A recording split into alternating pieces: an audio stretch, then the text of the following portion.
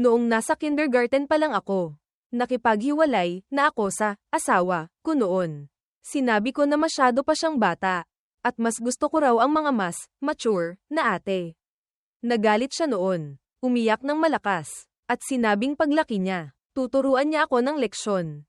Ang resulta, 10 taon makalipas, noong kasisimula ko palang magtrabaho, bigla siyang naging bagong CEO ng kumpanya namin. Patay na, siguradong pahihirapan niya ako. Noong mga oras na iyon, nakaupo ako sa desk ko at naglalaro ng Spider Solitaire. Nakita ito ng katabi kong katrabaho, si Marco. Kaya dali-dali niya akong pinaalalahanan. Pareng bingo, huwag ka nang tumunganga dyan. May bagong dating na babaeng CEO ang kumpanya ngayon. Balita ko, isa siyang is-queen na maganda. Mag-ingat ka, baka mahuli kang nagpapetex-petex. Tumawa ako ng malakas. Sige, salamat, pare.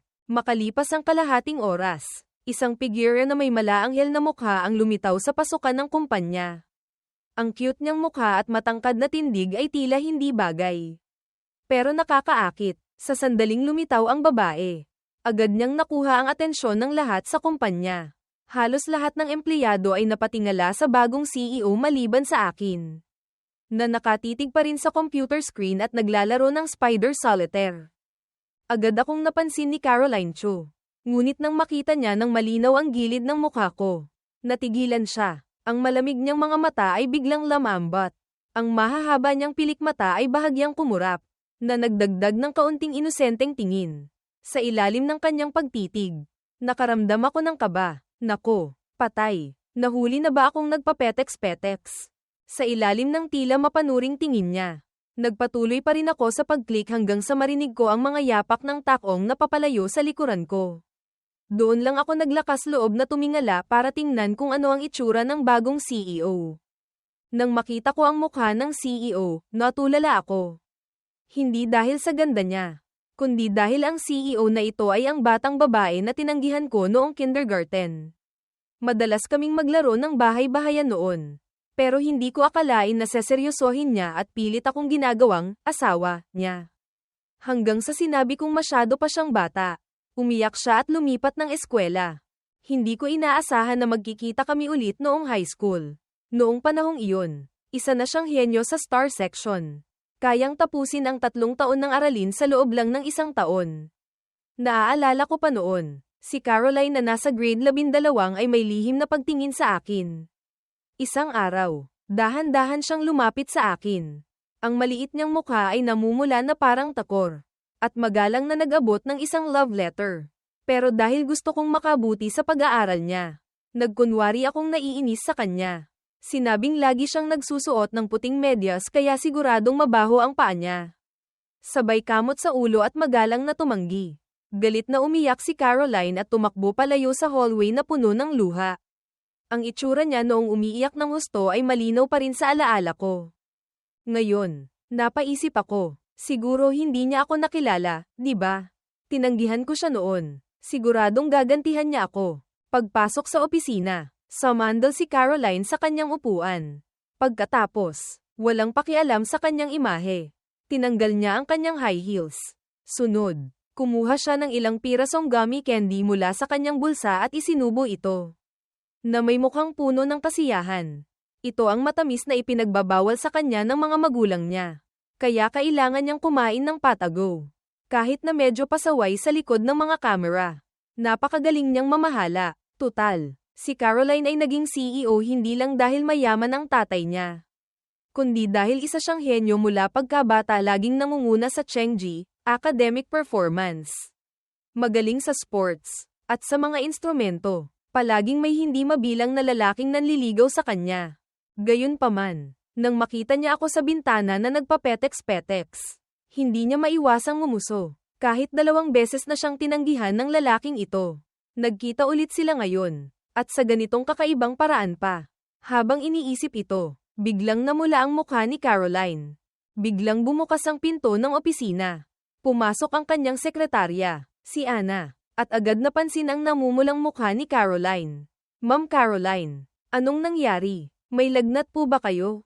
Si Caroline, na parang pasang nagulat, ay agad umayos ng upo.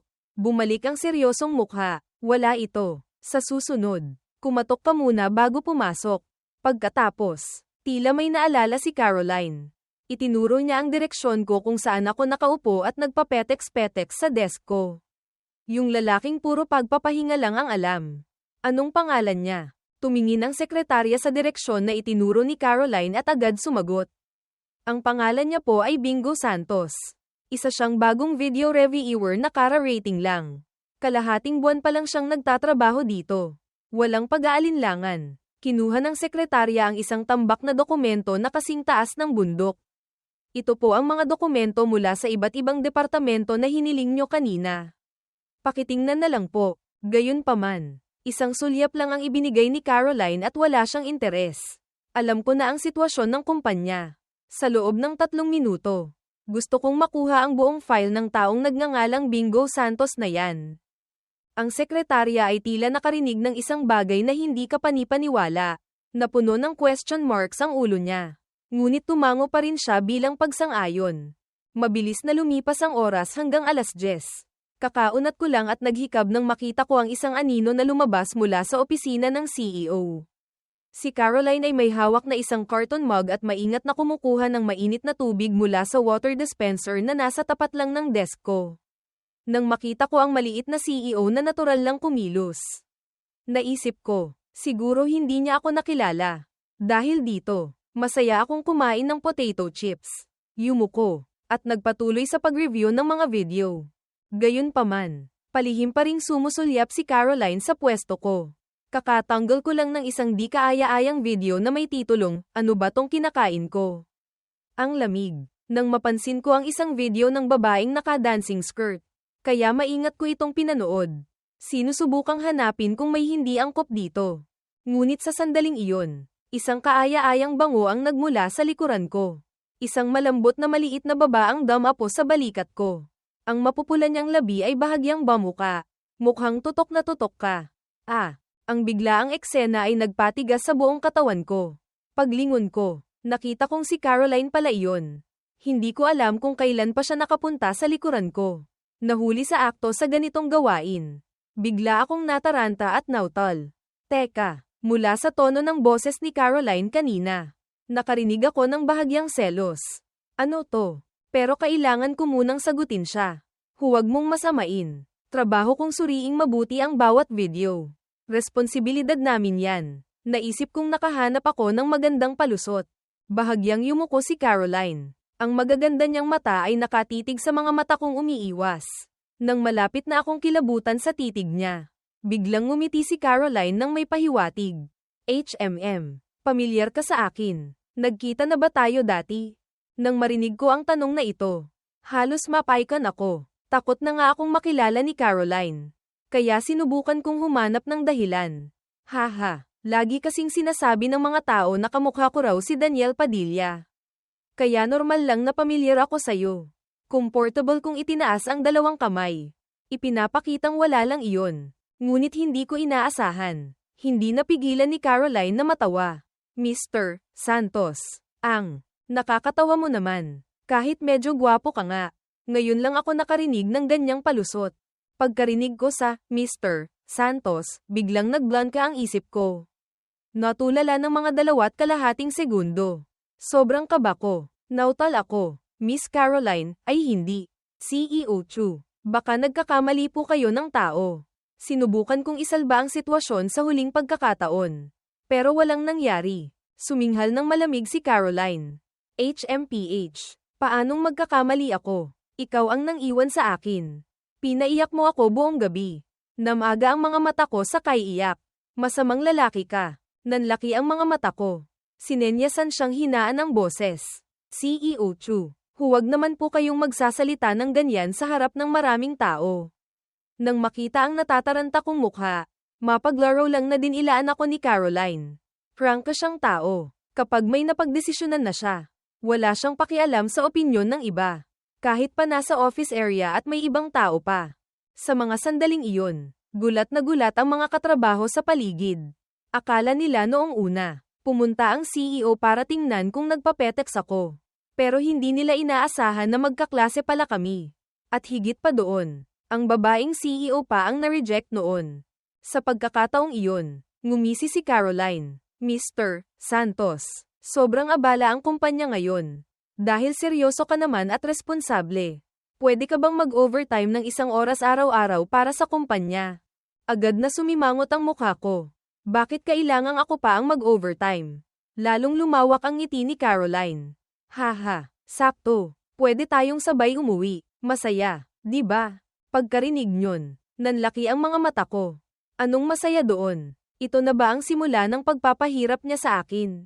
Pero dahil siya ang boss, hindi ako pwedeng tumanggi. Naisip ko sa sarili, basta makaalis lang ako ng medyo maaga. Siguro hindi niya ako magagambala. Matapos makuha ang kumpirmasyon ko, masayang bumalik si Caroline sa opisina niya na tila lumulundag sa tuwa. Puno ng pananabik, naramdaman niyang gusto pa rin niya si Bingo. Pero hindi na siya mahiyain tulad ng dati. Matapang na siya ngayon at desididong samantalahin ang pagkakataong ito. Habang pinapanood si Caroline na umalis, sumakit ang ulo ko. Bakit ba ako napadikit sa batang ito? Ganito ba kahirap maging petex lang? Bago pa ako makabawi, nagkagulo na ang mga katrabaho ko. Bingo! Ang galing mo naman. Nakaporma ka pa pala sa CEO natin noon. Turuan mo kami. Sa mga sinabi nila, ngumisi lang ako at nagpatuloy sa pagpapetex para magpalipas ng oras. Mabilis na lumipas ang oras hanggang hapon. Nakita kong ubos na ang kape sa tasa ko. Tatayo na sana ako para kumuha pa ng cape ng kapitalista nang bigla akong may pumihil at nagpaupo ulit sa silya ko. Si Caroline, hindi ko alam kung kailan pa dumating. Ay nasa likuran ko na naman. Nakangiti pa rin ng matamis na parang girl next door. Bingo! Umupo ka lang dyan. Ako na ang magtitimpla ng kape mo. Pagkasabi nyon, iniabot niya ang kamay para kunin ang walang laman kong tasa. Agad akong nagpakita ng itsurang na flatter pero nagulat. Ako na po, sa isip ko. Ayokong masyadong mapalapit sa kanya. Pero mabilis na inagaw ni Caroline ang tasa. Ano ba naman yan? Boss mo ako. Hindi ba pwedeng magmalasakit ng kaunti sa empleyado ko? Nang matapos magtimpla si Caroline at ibinigay ulit sa akin ang kape. Tumango na lang ako para magpasalamat. Akala ko aalis na siya pagkatapos ibigay ang kape. Pero hindi ko inaasahan. Hinailan niya ang upuan ng katabi kong katrabaho at umupo sa tabi ko. Bingo! Siguro pagod ka na sa trabaho mo. No, dito muna ako. Sasamahan kita, sabi niya. Sabay pakandat-kindat pa ng magaganda niyang mata. Dito ko lang napagtanto na hindi sumuko si Caroline dahil sa pagka-reject niya noong high school. Bagkus, ginagamit pa niya ang posisyon niya bilang boss para mapalapit sa akin. Sa isip na iyon, pinatatag ko na lang ang loob ko para harapin siya. Masaya ako sa trabaho ko. Paano naman ako mapapagod? Pero si Caroline, parang pasang maliit na dikit ng dikit. Umupo sa tabi ko at taimtim akong pinapanood. Pumasok ako sa focused mode. Lubog na lubog sa trabaho. Walang imik. Sa huli, hindi na nakatiis si Caroline at nagsalita. Bingo! Naaalala mo pa ba noong high school tayo? Naaalala ko. Gustong-gusto kong panoorin kang maglaro ng basketball. Lalo na kapag tumatalon ka para mag-one-handed dunk. Ang gwapo mo talaga noon. Mapuri ng isang magandang babae. Medyo nakaramdam din ako ng pagka-proud. Pero sa totoo lang, nakakahiya yung pay class na yun. Gusto ko sanang gumawa ng magandang dunk. Pero pumalpak sa kalagitnaan. At nauwi sa pagluhod sa sahig na parang bumabati ng Happy New Year sa mga nanunood. Kaya hindi ko na binanggit pa ang tungkol doon. Nagpatuloy si Caroline sa pag-alala. Tapos, ang bait mo pa. Araw-araw pagkatapos ng klase, nakikita kitang pinapakain yung mga asong gala. Pero napahiya ako dito kasi noong middle school. May isang napakabangis na asong gala na madalas akong habulin pagkatapos ng klase. Kapag hindi ko pinakain, hahabulin ako ng 3 kanto. Kaya napilitan akong pakainin siya araw-araw pagkatapos ng klase. Matapos ang ilang sandaling kwentuhan, tumigil din si Caroline sa pag-alala. Nakita ko na lang na hininaan niya ang boses niya. Bulong mo sa akin. May gusto ka bang babae dito?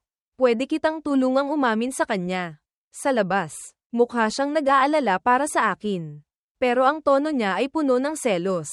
Kung totoong sinabi ko sa kanya na may gusto akong babae dito, siguradong bukas ipapatawag ako para magkape. Pero nagdesisyon akong asarin si Caroline. Kaya hininaan ko rin ang boses ko at sinabi sa kanya, "Siyempre meron. Talaga bang tutulungan mo ako?" Agad na lumungkot ang maliit na mukha ni Caroline. Gusto niya lang naman akong subukan o tanungin. Pero hindi niya inaasahan na sasabihin kong may gusto nga akong iba. Hindi niya napigil ang magalit at magtanong, "Dali, sabihin mo kung sino." Nang makita kong naging parang munting pas ang galit si Caroline, naaliw din akong asarin siya. "Hindi ko sasabihin sa'yo." Si Caroline, na parang pas ang galit, ay agad nagdesisyong mag-imbestiga ng husto para mahanap ang babaeng iyon. Nang makitang hindi ako nagsasalita, pagkaraan ng ilang sandali, inusag na naman ni Caroline ang upuan niya palapit, at dahan-dahan ding lumapit ang katawan niya. Naku po, anong gagawin niya? Kumabog ang dibdib ko. Sinubukan niya ang malambot na paraan. Hindi umubra. Lilipat na ba siya sa marahas na paraan ngayon? Pero ngumiti lang ng matamis si Caroline. Tapos bigla niyang inamoy ng malalim ang dibdib ko. "Ang bango naman ng pabango mo." Agad akong natigilan. Hindi alam ang sasabihin. Anong klaseng palusot to? Malinaw na lalaking-lalaki ako. Hindi naman ako nagpapabango ah.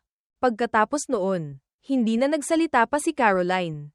Tahimik lang siyang umupo sa tabi ko. Pinapanood akong mag-review ng mga video. At paminsan-minsan ay nagbibigay ng kanyang mga opinyon. Ganito ang nangyari hanggang sa dapit hapon. Inantok ako kaya hindi ko maiwasang humikab ng malaki. Pagsulyap ko kay Caroline, nakita kong dahan-daang tumatagilid ang ulo niya sa isang tabi. Nag-aalala akong baka mauntog ang ulo niya sa mesa.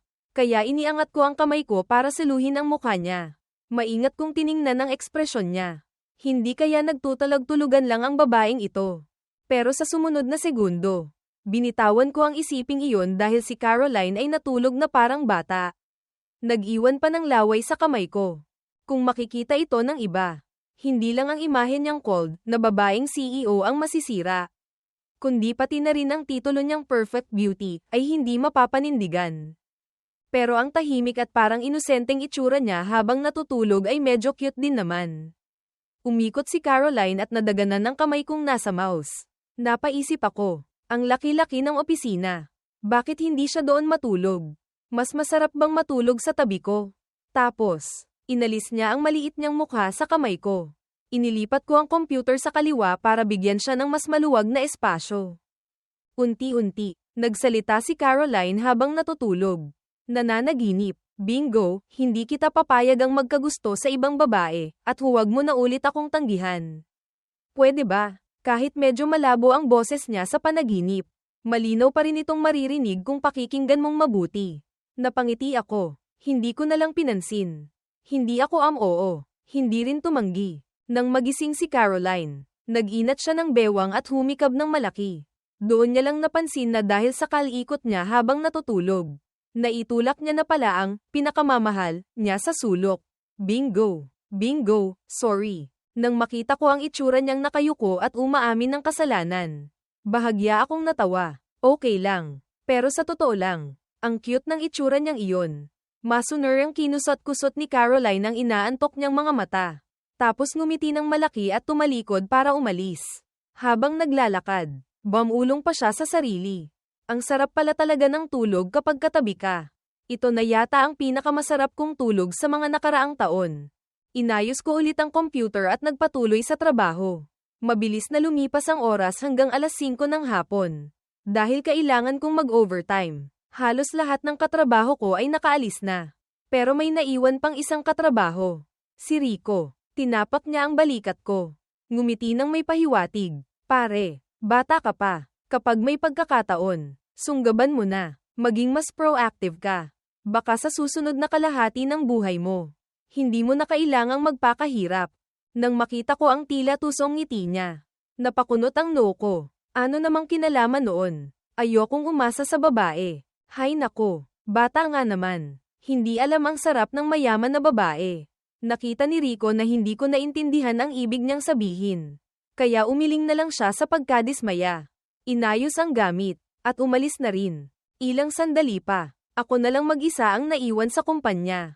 Tiningnan ko ang relo. Malapit nang mag-alas 6. Sinamantala ko ang pagkakataon. Tumayo, pinatay ang computer, at agad na umalis. Basta mabilis akong tumakbo. Hindi ako mahahabol ng pag-ibig. Saka, May gagawin pa ako sa bahay. Matagal na akong hindi nakakapaglaro. Nakakaapekto lang ang mga babae sa bilis ko sa paglalaro.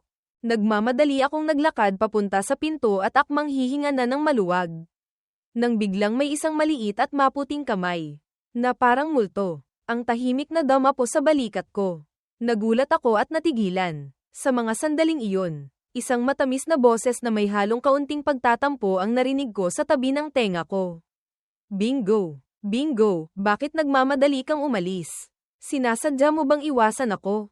Lumingon ako at nakita kong si Caroline na naman ang nasa likuran ko. Nakatagilid ang ulo niya. Nakatingin sa akin ng may pakyut na itsura. Imposible. Nasa likod ito ng pinto. Ibig sabihin, palagi pala siyang nakabantay dito. Napakagatlabi ako nang may pagkadismaya. Nagkibit balikat ako para magdahilan. Hindi naman. May gagawin lang ako sa bahay. Nang marinig ni Caroline ang dahilan ko, bahagyang ngumuso siya pero pinigilan niya pa rin. Lumapit pa lalo ang maganda niyang mukha. Akala ko kung anong gagawin niya. Kaya mabilis akong umiwas. Anong gagawin mo? Bahagyang tumawa si Caroline. Tapos na ang trabaho. Madilim na at walang tao dito. Hindi ba dapat may gawin tayong dalawa? Sobrang nagulat ako. Paano nasabi ng isang magandang dalaga ang ganitong bagay? Inaamin kong medyo natigilan ako. Pero mayroon pa rin akong prinsipyo. Bilang ganti, naitakip ko ang kamay ko sa katawan ko. Natawang may pagtatagumpay si Caroline. Joke lang. Tapos na ang trabaho. Tara na. Pagkasabi nyon, dinilaan niya ako ng mapaglaro. Nakahinga ako ng maluwag. Pero bakit parang may nararamdaman akong kaunting pagkadismaya? Sa daan, patuloy akong sinusundan ni Caroline at hindi tumitigil sa pagtatanong. Bingo! Bingo! Masaya ka ba ngayon? Sasakay ka ba ng bus? Saan ba ang bahay mo ngayon? Hindi ko na napigilan ang sarili ko. Bamantong hininga ako. Magbibisikleta ako. Hindi na maaga. Umuwi ka na rin. Huminto si Caroline. Inilagay ang kamay niya sa harapan. At nagpakita ng nakakahiya. Ano? Naubusan na ako ng gasolina. Kaya pwede bang samahan mo akong umuwi? Nagulat ako. Paano nangyari iyon? Malinaw na nakita ko siyang nagmamaneho kanina. Tinitigan ko ng diretso ang mga mata ni Caroline. Sinusubukang hanapin ang kanyang plano. Pero sa kasamaang palad, nagpanggap pa rin siyang naaawa. Bingo! Hindi ka naniniwala. Pwede mong tingnan kung gusto mo. Pero huwag kang manonambat. Sa huli, hindi ko na napigilan ang sarili ko at agad kong pinigilan ang kanyang nakakagigil na kilos. Dahil malapit nang hindi makayanan ng katawan ko. Pagkarinig niyo ni Caroline, nagpakita siya ng nagtatampo. Pagkatapos, sumunod ako sa kanyang kulay rosas na Lamborghini. Gusto kong tingnan kung gaano karami pa ang natitirang gasolina. Pero nang tingnan ko, wala na palang gasolina. Huminga pa ng malalim si Caroline sa tabi ko. Nako, ang bilis maubos ng gasolina ng sasakyan ngayon. Ang mahal-mahal pa naman. Nakakainis. Kumurba ang noo ko. Kaya pala nakita ko siyang nagmamaneho ng Lamborghini Picot kanina. Siguradong sinadya niyang magmaneho sa malaking ikot para ubusin ang gasolina. Tapos bumalik dito. Sigurado ako doon. Kung hindi, paanong magkakataon na ganito ang mangyayari? Para lang pilitin akong ihatid siya sa bahay. Sobrang matindi naman. Sa huli, sa ilalim ng aking pagtitig, umiwas ang mga mata ni Caroline. Pwede ka namang sumakay ng taxi. O kaya magpahatid ka na lang sa iba. Hindi ako magpapaloko sa fea na ito. Siguradong may mangyayaring nakakainis sa daan kapag hinatid kita sa bahay. Tumalikod ako para umalis. Agad na hinailan ni Caroline ang kamay ko. Hala, hala, hala, bingo. Kaya mo bang tiisin na makita akong isang dalaga na mag-isang sumakay ng taxi pa uwi sa gabi? Nako, nang makita kong nabisto na siya, nagsimula na naman siyang magpaawa. Para siyang pandikit na hindi umaalis. Pero sa totoo lang, hindi rin naman ako mapakali na mag-isa siyang sasakay ng taxi pa uwi. Tutal, 18 pa lang siya at napaka-inosente pa. Sa huli, hindi ko na napigilan ang panunuyo niya at pumayag na ako. Sa pagkakataong iyon, hindi na niya hinawakan ang kamay ko, kundi ipinahid na ang mukha niya sa kamay ko. Ang cute niya, walang makakapantay. Natatakot ako na kahit ang lalaking may pusong bato ay matutunaw sa kanya. Pero, naniniwala ka bang papayagan kitang ihatid? Parang bawal mag-angkas sa bisikleta. Di ba? Sabi nila. Pinagmumulta daw yun. Kaya pala nag-aalala ka tungkol doon. Bingo! Akala mo ba kulang ako sa panggastos para sa multa? Nakasimangot pa si Caroline. Ang cute. Medyo helpless ako. Parang walang halaga sa kanya ang multa. Sabi nila, pinapakulong pa daw. Umubra ang sinabi kong iyon. Binitawan niya ang kamay ko at kinamot ang kanyang ulo. Nagsimula siyang mag-isip ng seryoso. Sa huli, ikinuyom niya ang kanyang labi at nagdesisyon. Kung hulihin tayo ng pulis, tumakbo ka na agad. Ako na ang bahala sa kanila.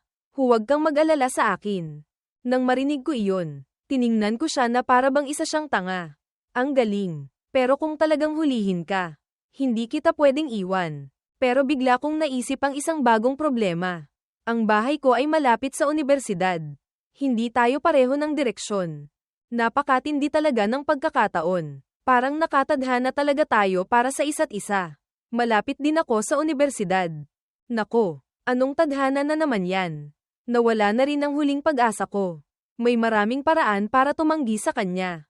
Pero hindi mo pwedeng gisingin ang isang babaeng nagtutalag-tulugan. Pagkatapos, naglakad ako papunta sa kanyang electric bike. Nagtatampong tiningnan ako ni Caroline. Oo nga pala, nagsinungaling ako para lang makatakas sa kanya. Sa totoo lang, electric bike ang gamit ko. Pagkaakyat ko sa bisikleta, kinontrol ko ang manibela. Sumandal si Caroline sa likuran. Agad na nakuha ng atensyon ng maraming tao ang tagpo ng isang gwapong lalaki at magandang babae na nakasakay sa isang electric bike. Umarangkada ang sasakyan. Ikinulong ni Caroline ang mga braso niya sa akin. Ipinahinga niya ang kanyang mukha sa likod ko. Ayaw niya talagang bumitaw. Simula pa noong high school. Pinangarap na niya ang yakapin ang taong gusto niya ng ganito. Pero ngayon lang niya ito nagawa. Dahil dito, mas lalo pang nagliwanag ang mukha ni Caroline. Puno ng kaligayahan. Ilang minuto pa, nakarating ang dalawa malapit sa unibersidad. Nakuha ng mataong night market sa tabi ang atensyon ni Caroline. Kumalam din ang tiyan niya. Bingo! Saan tayo malapit dito? Pwede ba tayong kumain muna bago umuwi? Nagugutom na ako. Hindi ako sasama. Gusto ko lang umuwi at maglaro. Anong babae ang mas masaya pa kaysa sa paglalaro? Saka, hindi ako kulang sa mga babae. Kaya hindi kita kailangang suyuin. Hindi naman. Bingo! Nagugutom na ako. Nagugutom ka rin naman. Di ba? Kumain na lang tayo. Dali na. Bigla siyang nanuyo sa akin. Hinahawakan ako ng marahan. Ang cute ng boses niya. Kailangan kong aminin. Mahirap labanan ng panunuyo ng isang magandang babae. Sa huli, kinontrol ko ang manibela at pumasok sa night market ng unibersidad. Agad kong pinahinto ang sasakyan. Tumalon pababa si Caroline. Aray, ang sakit ng puwit ko. Tiningnan ko siya ng masama. Hamangin. Bahagyang hinaipan ng hangin si Caroline na naglalakad sa tabi ko. Kaya agad niyang ikinuyom ang kanyang leeg. Napansin ko ang maliit na detalye na ito. Hinubad ko ang jacket ko at ipinatong sa kanyang balikat. Nagulat na tumingin si Caroline sa jacket. Bingo, bakit bigla kang naging mabait sa akin? Sumagot lang ako ng nonchalantly. Naiinitan lang ako. Ayaw mo ba? Ibalik mo na lang. Pero si Caroline, tulad ng isang pasang nagtatago ng pagkain. Agad na hinawakan ng mahigpit ang jacket. Hindi na niya ito binibitawan. Sinong nagsabing ayaw ko? Kapag isinot ko na, hindi ko na ibabalik sa'yo. Kinindatan niya ako ng mapaglaro. Puno ng kasiyahan sa kanyang puso. Tiningnan ko siya. Nakita kong napaka-cute niya talaga. Gusto ko siyang yakapin at halikan. Hindi nagtagal. Pumasok ang dalawa sa food street. Dito talaga matao. Ito ang paraiso ng mga mahilig kumain. Lahat ng klase ng pagkain ay naririto, barbecue, milk tea, oden, seafood, nako, balot, duck embryo. Gusto ko niyan. Pwede mo ba akong bilhan? Lumingon ako at tiningnan siya ng masama. Hindi pa nga ako nababayaran ng sweldo ngayong buwan. Tapos ang arte mo pa. Sa totoo lang, hindi naman kamahalan ng balot. Pero hindi ko siya bibilhan dahil lang sa sinabi niya. Hindi ko siya pwedeng ganitong palagi.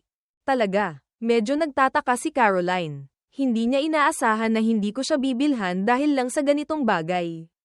Kinuha niya ang kanyang cellphone. Kinalikot, at nagtipa ng ilang numero. Tiningnan ko ang ginagawa niya. Pero bago ko pa siya mapigilan, Nakatanggap na ako ng notification, account transferred 1 peso .000.00. Ngumiti ng matamis si Caroline.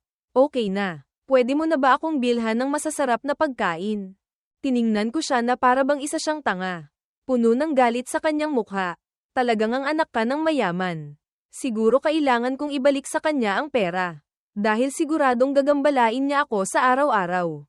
Dahil sa hiling niya, umorder ako ng 2 balot.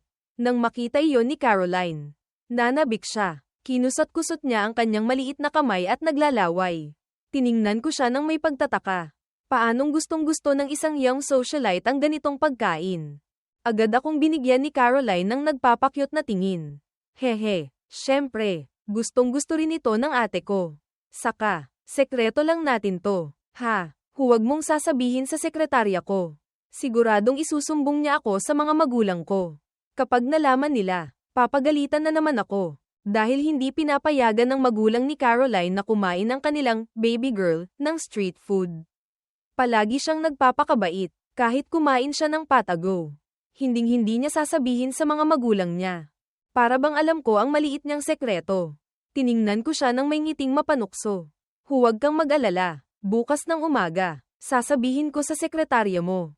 Hindi. Bingo. Dapat kang mag-ingat. Hinawakan niya ang braso ko tapos isinandal niya ang ulo niya sa jacket ko. Sa huli, hindi ko na siya malayang pinayagan pa. Mabilis na naihanda ang 2 balot. Kinuha ko ang 2. Hinaypan ng ilang beses para lumamig. Tapos ibinigay sa kanya. Gumamit ng toothpick si Caroline para tusukin ito. Tapos isinubo sa kanyang maliit at mapulang bibig. May narinig akong tunog ng pagnguya at naglabas siya ng nakakatuwang tunog. Ang sarap. Hoy, bingo. Bakit hindi ka kumakain? Lumingon siya. Tapos napansin niyang nakatulala ako sa kanya. Agad siyang nahiya. Bumalik ako sa realidad at sumagot ng nonchalantly. Natulala lang ako kanina. Tinuhog ko ang balot at tinikman ko. Masarap naman. Pero hindi katulad ng balot na binibili ko malapit sa gate ng school noong bata pa ako. Kaya kumain lang ako ng kaunti. Tapos ibinigay ko na sa kanya ang lahat. Masayang kinain ni Caroline ang bawat piraso. Habang kumakain siya, hindi sinasadyang may tumulo na langis sa kanyang makinis at maputing binti. Dahil dito, hindi siya komportable. Tumingala si Caroline. Pinandilatan ako ng kanyang mga mata at nagpakyut. Bingo! Pwede mo ba akong tulungang panasan ang langis sa binti ko? Naramdaman kong medyo seductive ang kanyang hiling at ang tono niya. Hindi pwede. Tandaan mo na lalaki tayo at babae. Hindi tayo pwedeng magdikit ng ganon. Wala ka bang kamay? Ikaw na lang ang magpunas. Nang makita niyang hindi ako tumulong, agad na nagmukhang tampo si Caroline. Nagpakyut ulit siya. Ipinahid ang mukha niya sa akin.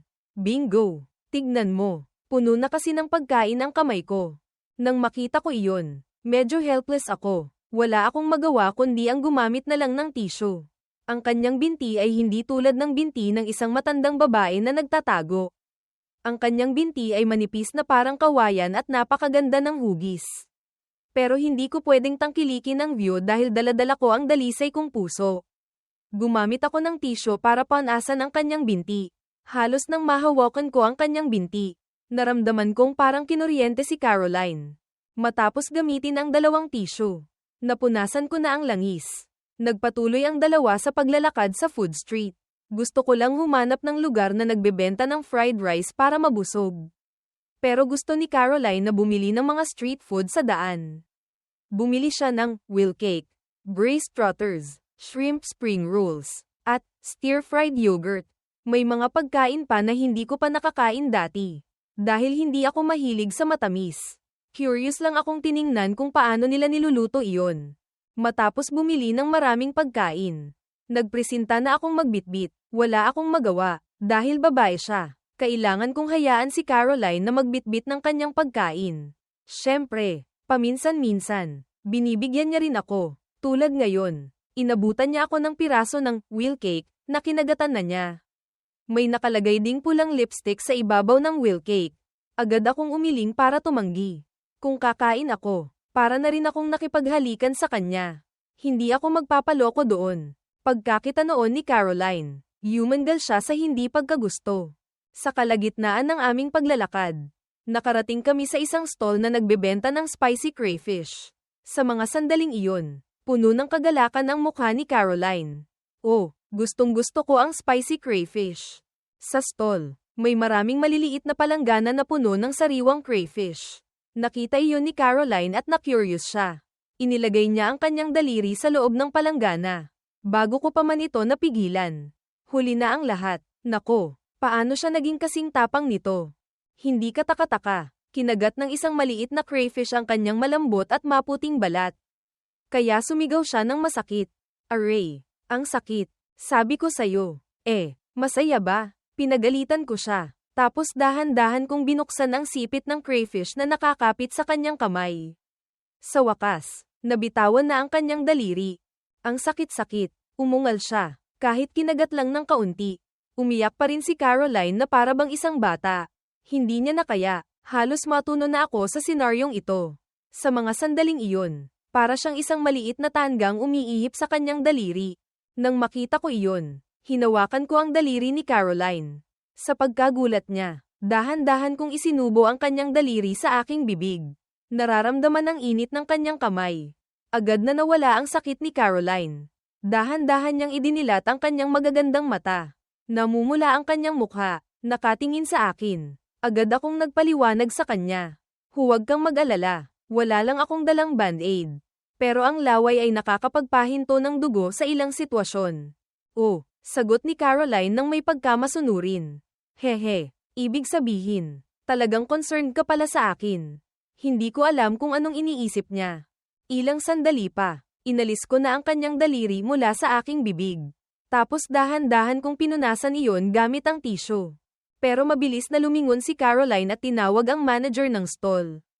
Manager, gusto ko ng 4 na servings ng spicy crayfish. Sobrang spicy. Gusto niyang kainin ulit ang crayfish na kumagit sa kanya. Kaya nag-order agad siya ng 4 na servings. Nang marinig iyon ng manager, nagulat siya. Pero tuloy-tuloy pa rin siyang tumango. Nang makita ko iyon, inilibot ko ang aking paningin at humanap ng pinakamalinis na lugar para maupo. Tiningnan ni Caroline ang daliri niya na kinagat ko kanina. At para bang may iniisip. Dahan-dahan siyang ngumiti. Tila may kakaiba siyang iniisip. Kaya pinawisan ako. Mabilis na naihatid ang 4 na servings ng spicy crayfish. Agad na nagsuot ng gloves si Caroline at nagsimulang kainin iyon ng masaya. Mga crayfish. Kakainin din kita. Wala akong interes sa crayfish. Kaya tahimik ko lang siyang pinanood na kumain. Kahit medyo exaggerated ang kanyang paraan ng pagkain. Maganda pa rin siya tingnan. Sabi nga nila, kapag hindi na nahihiya ang isang babae sa kanyang kinakain sa harap ng lalaki. Ibig sabihin, hindi na siya stranger para sa kanya. Pero matapos kumain ng ilang piraso, bigla na lang siyang nagsimulang magbalat ng hipon para sa akin. Seryoso siyang nagbalat at inilagay sa bowl ko. Hindi ko alam kung anong gagawin niya. Nakita ko na lang na dahan-dahan na puno ang bowl ko. Ilang sandali pa, itinulak niya ang bowl sa harap ko. Nakangiting tinuro ako. Bingo! Para sa'yo. Kainin mo yan. Lumiwanag ang mga mata ko, pero mayabang pa rin akong tumalikod.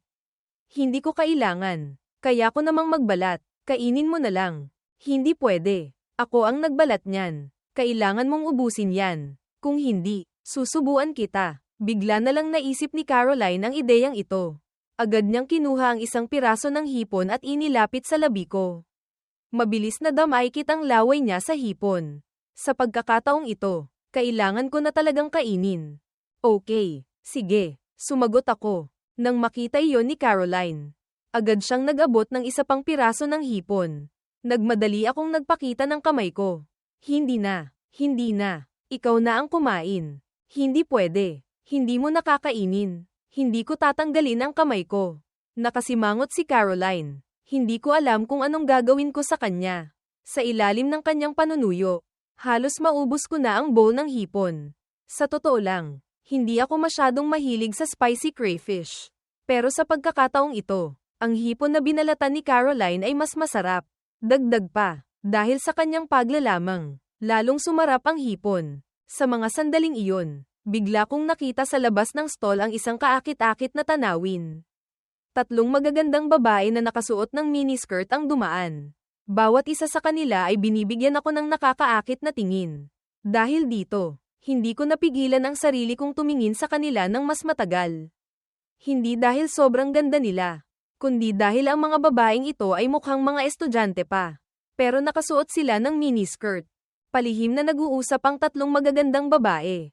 Oy, nakita nyo ba? Tumingin sa atin kanina yung gwapong lalaki. Siyempre naman, ang gaganda kaya natin. Pero ang gwapo niya, parang si Piolo Pascual. Baka artista rin siya, kaya napapante siya rito. Huwag kang magsalita ng ganyan. Mas gwapo pa kaya siya kay Piolo Pascual. Bakit kaya hindi natin hingin ang number niya? Huwag na, may magandang babae sa harap niya. Mas maganda pa siya kaysa sa mga artista. Baka girlfriend niya yun. At mukhang masungit. Pagkatapos nilang mag-usap, mabilis kong binalik ang aking paningin at nagpakita ng pagka-emosyonal. Pero agad kong naramdaman na may hamampas ng marahan sa hita ko. Tiningnan ko si Caroline nang walang kasalanan. Bakit mo ako sinipa? Sa kanyang mukha, nakita ko ang kanyang paninibugho. Gustong-gusto mong tumingin. Ano? Kung ganon, bukas magmi-miniskirt din ako kapag pumasok ako sa trabaho. Naligayahan ang puso ko. Nako, napakaganda ng benepisyo sa kumpanyang ito. Tiningnan ko si Caroline nang may seryosong mukha. Tapos tiningnan ko siya nang may mas seryosong ekspresyon. Huwag kang magsusuot. Pagkasabi ko nyon, para bang may mali, bakit ko ba siya pinakikialaman? Nang marinig iyon ni Caroline, lumabas sa kanyang mukha ang hindi paniniwala. Para bang hindi niya inaasahan na pagbabawalan siya ng lalaking gusto niya na magsusuot ng miniskirt. Para bang para sa kanya lang ako. Bakit? Tanong niya sa nakakaakit na tono. Bahagyang kumunat ang kanyang noo. Namula ako at yumuko. Basta, huwag kang magsusuot. Wala lang. Sumagot ako ng may katigasan. Tutal, 18 pa lang siya. Kung magsusuot siya ng ganito, pwede ko siyang makita. Pero paano na ang ibang katrabaho ko? Tama yun. Paliwanag ko sa sarili ko. Bago pa ako mapahinga ng maluwag. Ngumiti si Caroline at sumagot ng masunurin. Okay. Ang kanyang mga mata ay puno ng kaligayahan. Ilang sandali pa, natapos ng dalawa ang lahat ng masasarap na pagkain. Alas 8:30 na ng gabi. Sa pagkakataong ito, nag-order pa si Caroline ng 2 pearl milk tea. Sa panahong ito, natanto ko na talagang marami kumain ang mga babae. Kahit sobrang liit ng kanilang baywang. Hindi sila tumataba, kahit gaano pa sila kumain. Kahit kara-rating lang ng milk tea. Hindi ko na kayang uminom. Pero mukhang kaya pa niyang umorder ng 2 pang baso. Hawak ni Caroline ang kanyang milk tea. Habang hinihigop ang milk tea, napansin niya ang isang magkasintahan sa hindi kalayuan na umiinom ng milk tea sa pamamagitan ng pagpapalitan nito. Akala niya ang pamamaraang ito ay kawili-wili. Kaya lumapit siya sa akin para subukan. Bingo! Tignan mo ang magkasintahan na yun. Ang sweet nila. Hindi kaya pwede rin nating subukan ang pagpapalitan ng milk tea na tulad nila? Dali na, please. Para siyang kuting na hinihila ang braso ko. Pero kahit anong sabihin niya, hindi ako papayag. Sinabi ko na sayo, ginagawa lang iyon ng mga magkasintahan. Wala akong interes doon. Tutal, lumabas lang tayong dalawa para kumain. Paano na umabot sa puntong iyon? HMMPH. Hindi ka makakahanap ng girlfriend kung ganyan ka. Dahil sa pagka-reject ko, nainis at nagdabog si Caroline. Sa huli, habang iniisip niya, lalo siyang nagalit. Agad niya akong sinuntok ng mahina. Tapos dahil natatakot siyang mahuli, ibinalik niya ang kanyang ulo. Ngumiti, at tumakbo palayo. Dahil sa kanyang malumanay na suntok, nainis ako sa kanya. Sobrang pasaway niya. Galit na galit ako dahil sinuntok niya ako. Pero pagtalikod ni Caroline, natapilok siya sa isang bato. Kitang-kita na malapit na siyang bumagsak. Mabilis ako kumilos at yakapin ang kanyang bewang. Sa lakas ng aking pagkakahila, bumagsak siya sa aking mga bisig. Nagulat ako. Katatapos lang niya talaga matakot. Nang malaman niyang nasa mga bisig na niya ako. At maririnig ang tibok ng puso ng kanyang pinakamamahal. Namula ang kanyang mukha. Nagpasalamat siya tapos ibinaon niya ang kanyang mukha sa dibdib ko. Sinisip-sip ang amoy ng seresa. Oy, Caroline, anong ginagawa mo? Yakapin mo pa ng kaunti. Hindi na ako makahinga. Bitawan mo ako. Agad akong gustong kumawala. Pero muli niyang inagaw ang kalamangan. Mapaglaro niya akong dinilaan. Patuloy niyang ginagamit ang kanyang matamis na boses sa panunuyo. Gustong-gusto ko na talagang hilahin ang kanyang dila para tingnan kung magagawa pa rin niya iyon sa hinaharap. Pero nakakatakot lang kanina. Halos matamba na si Caroline. Sa mga sandaling ito, nagsimulang umulan ng mahina. Sa madaling panahon, lumakas pa ang ulan. Nagmadaling hinawakan ni Caroline ang aking kamay at tumakbo papunta sa isang lugar na may bubong. Hindi ako tutol. Halos mabasa na ang aming mga damit. Pamilyar si Caroline sa terrain dito. Hinawakan niya ang aking kamay papunta sa isang maliit na eskinita. Bingo! Dito. Dito tayo pwede magtago sa ulan. Doon ko lang napagtanto na maliit na bubong pala iyon. Ang sapat na espasyo ay para lamang sa isang tao. Malakas ang hangin. Kaya basa na ang buhok ni Caroline. Pero hindi siya nag-alala. Bingo! Umupo ka. Hindi ko alam kung anong binabalak niya. Kaya sinunod ko na lang siya. Tumayo si Caroline at ipinahid ang kanyang damit na para bang isang payong para takpan ako sa ulan. Kahit basa na siya, masaya pa rin siyang nagmamayabang. Hehe, sa ganitong paraan, hindi mababasa ng ulan ang bingo ko. Medyo naantig ako. Akmang tatayo na sana ako. Pero pinigilan ako ni Caroline. Huwag kang tatayo. Paano kung magkasakit ka? Paano kung mag-absent ka bukas? Kaya hindi kita makikita. Wala akong nagawa. Mukhang may binabalak si Caroline. Sa huli, hindi ko na siya nakayang awayin. Kaya masunurin na lang akong umupo. Dahil sa kanyang panakip, hindi ako masyadong nabasa. Pero si Caroline ay basang-basa na.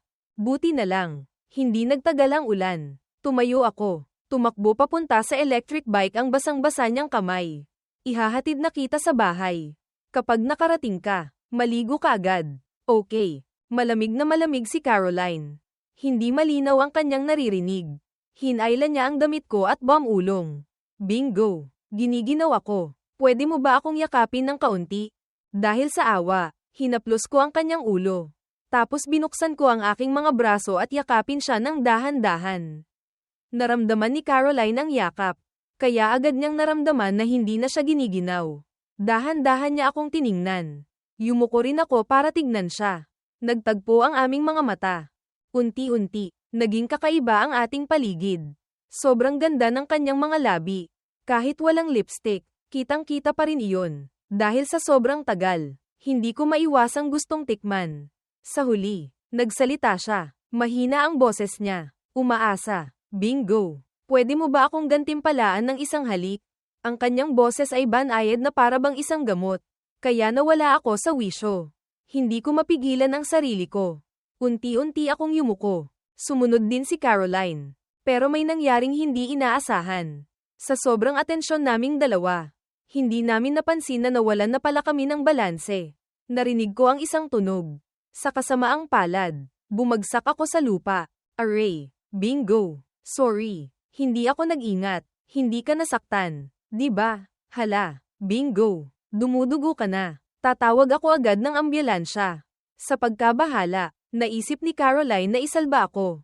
Habang tinutulungan ako, kinuha niya ang kanyang cellphone at tinawagan ang ambulansya. Natatakot siya na kung matagalan. May masamang mangyayari sa kanyang pinakamamahal. Hindi malala ang pagkahulog na ito. Pero hindi ko masisisi si Caroline. Ang sisi ay sa akin. Hindi ako nag-ingat. Pilit akong tumayo. Nang tignan ko ang aking binti, nakita kong may sugat sa aking tuhod na mga 2 centimeters. Siguro tumama ako sa mga matutulis na parte na nasa electric bike. Kahit nakakatakot ang sugat, malilinis ko lang naman ito at magagamot. Hindi naman iyon ganoon kalala. Hindi naman ako artista. Hindi ko kailangang pumunta sa ospital dahil lang sa maliit na sugat. Sa isip na iyon, agad ko siyang pinigilan. Caroline, hindi na kailangang pumunta sa ospital. Kaya ko namang alagaan ang sarili ko. Pero sobrang tigas at dominanteng tao si Caroline. Hindi pwede. Kung dumudugo na, paanong hindi pwedeng pumunta sa ospital? Huwag kang gagalaw. Baka lumala pa ang iyong sugat. Parating na ang ambulansya. Napaka-helpless ko. Sa mga sandaling ito, walang makakapigil sa kanya. Pero para siyang totoong CEO kapag nag-uutos. Kahit malumanay pa rin ang kanyang boses. Ilang sandali pa, dumating ang ambulansya. Nang makita ang dumudugong eksena, agad nila akong dinala sa stretcher. Pero nang malinaw nilang makita ang aking sugat, tiningnan ako ng mga doktor at ni Caroline na para bang hindi sila makapaniwala. Para bang gusto nilang sabihin.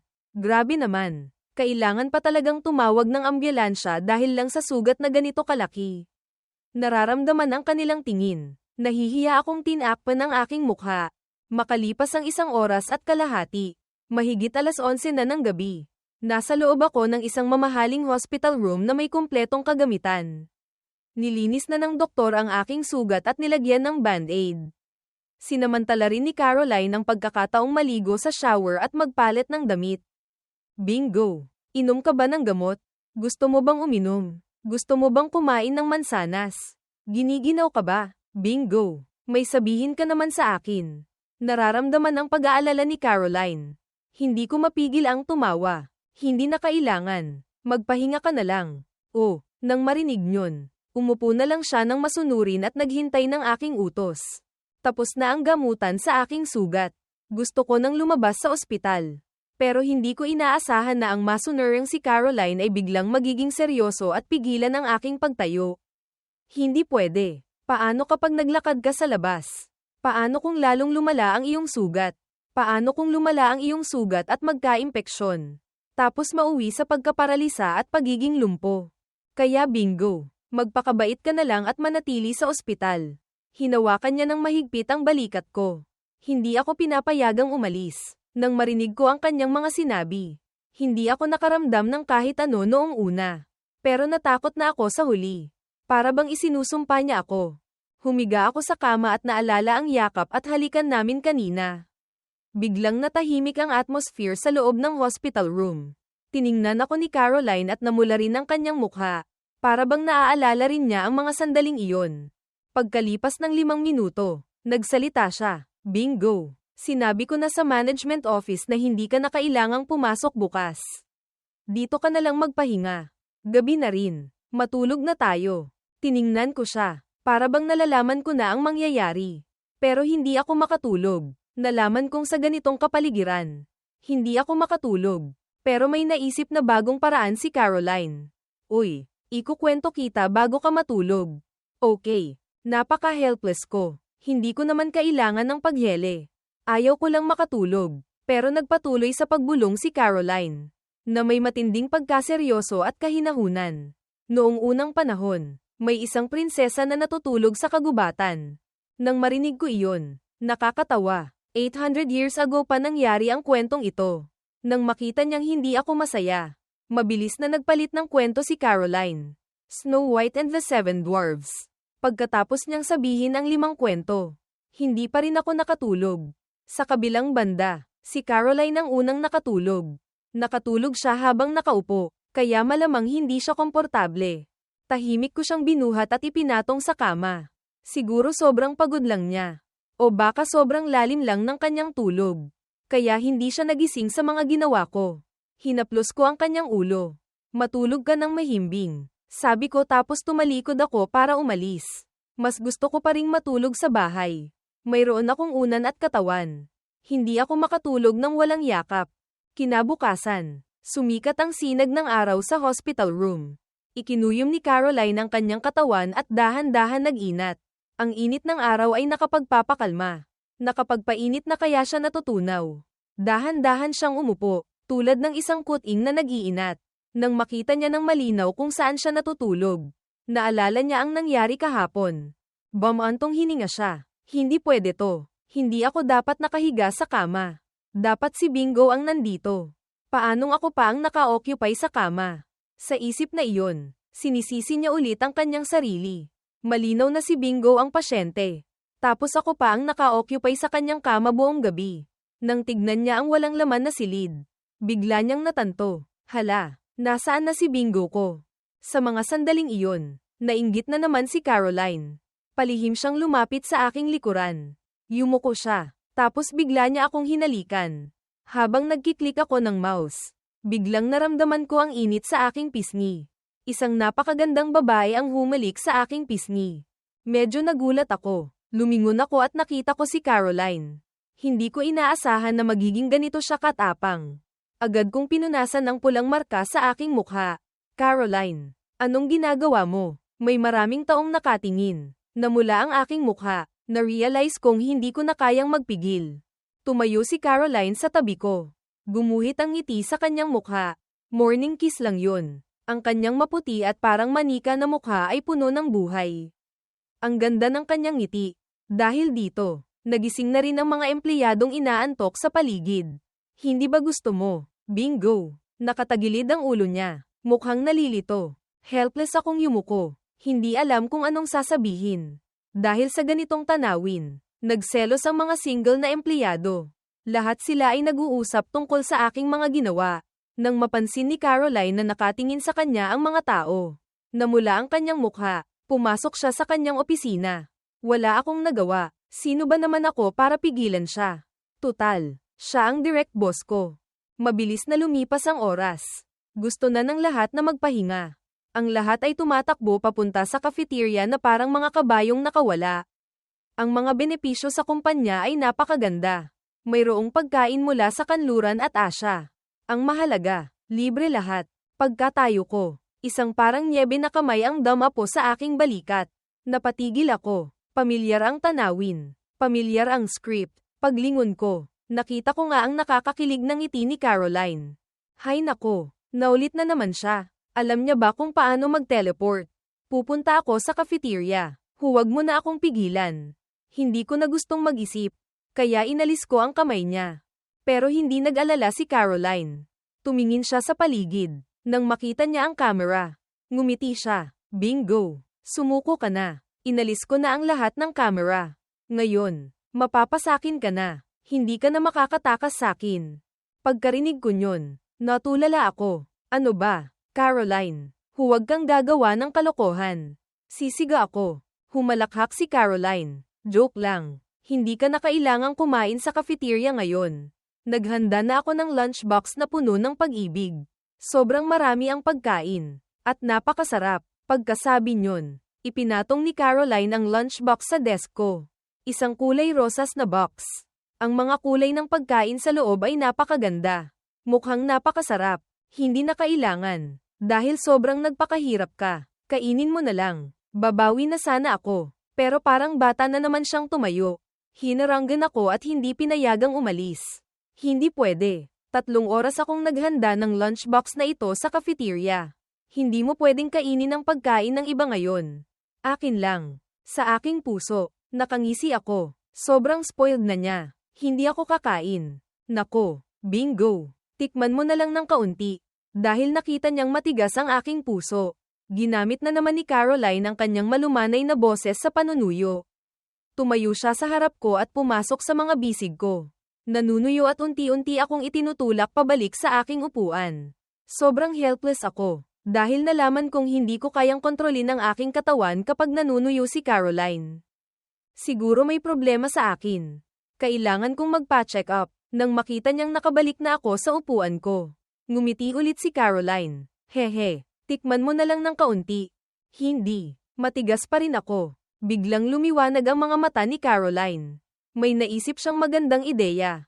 Ngumisi siya. Kung hindi ka kakain, hahalikan kita hanggang sa kumain ka. Pagkasabi nyon, umakto siya at inilapit ang pulang-pula niyang labi sa akin. Nagulat ako. Nanlaki ang aking mga mata. Patuloy na sumusuko sa akin ang kanyang labi. Okay, mali ako. Mali ako. Kakain ako. Okay na ba? Hindi kaya karma na natanggap ko ang gantong klaseng paghihirap. Hindi makatao. Nang makita ni Caroline ang aking pagkadisgusto, napasimangot ang kanyang labi at humawak sa kanyang bewang. Anong problema sa'yo? Sobrang gusto nga nila ako. Tapos ayaw mo naman sa akin. Nakakainis. Hindi ko alam kung anong iniisip niya. Umupo na lang ako. Agad na binuksan ni Caroline ang lunchbox. Isang itlog na hugis puso ang lumitaw sa aking harapan. Sa ilalim ng itlog, mayroong beef, sweet and sour pork, at stir-fried chicken na may mga cashew nut, mung bean sprouts, kamatis. Sa kabuuan, mayroong 11 putahe. Mukhang napakasarap. Gumamit ako ng chopsticks at isinubo ang isang piraso ng stir-fried chicken. Umasa sa akin si Caroline habang kinakain ko. Ano, masarap ba? Tiningnan ko ang kanyang mga mata. Matapos ngumuya ng husto, kahit mukhang maganda ang putahe. Hindi ko talaga masarapang. Hindi kaya hindi ka naglagay ng asin. Sa huli, sinabi ko iyon. Pagkarinig niyo ni Caroline, medyo nadismaya siya. May pagkabahala siyang kinamot ang kanyang kamay. Madalas kasi akong pumalpak, kaya hindi ako naglalagay ng asin. Nang makita kong sinisisi niya ang kanyang sarili, na-realize kong napaka-cute niya. Kahit ang piraso ng chicken sa bibig ko ay naging mas matamis. Hindi kaya masarap, kung ganun. Huwag na tayong kumain nito. Kain na lang tayo sa cafeteria.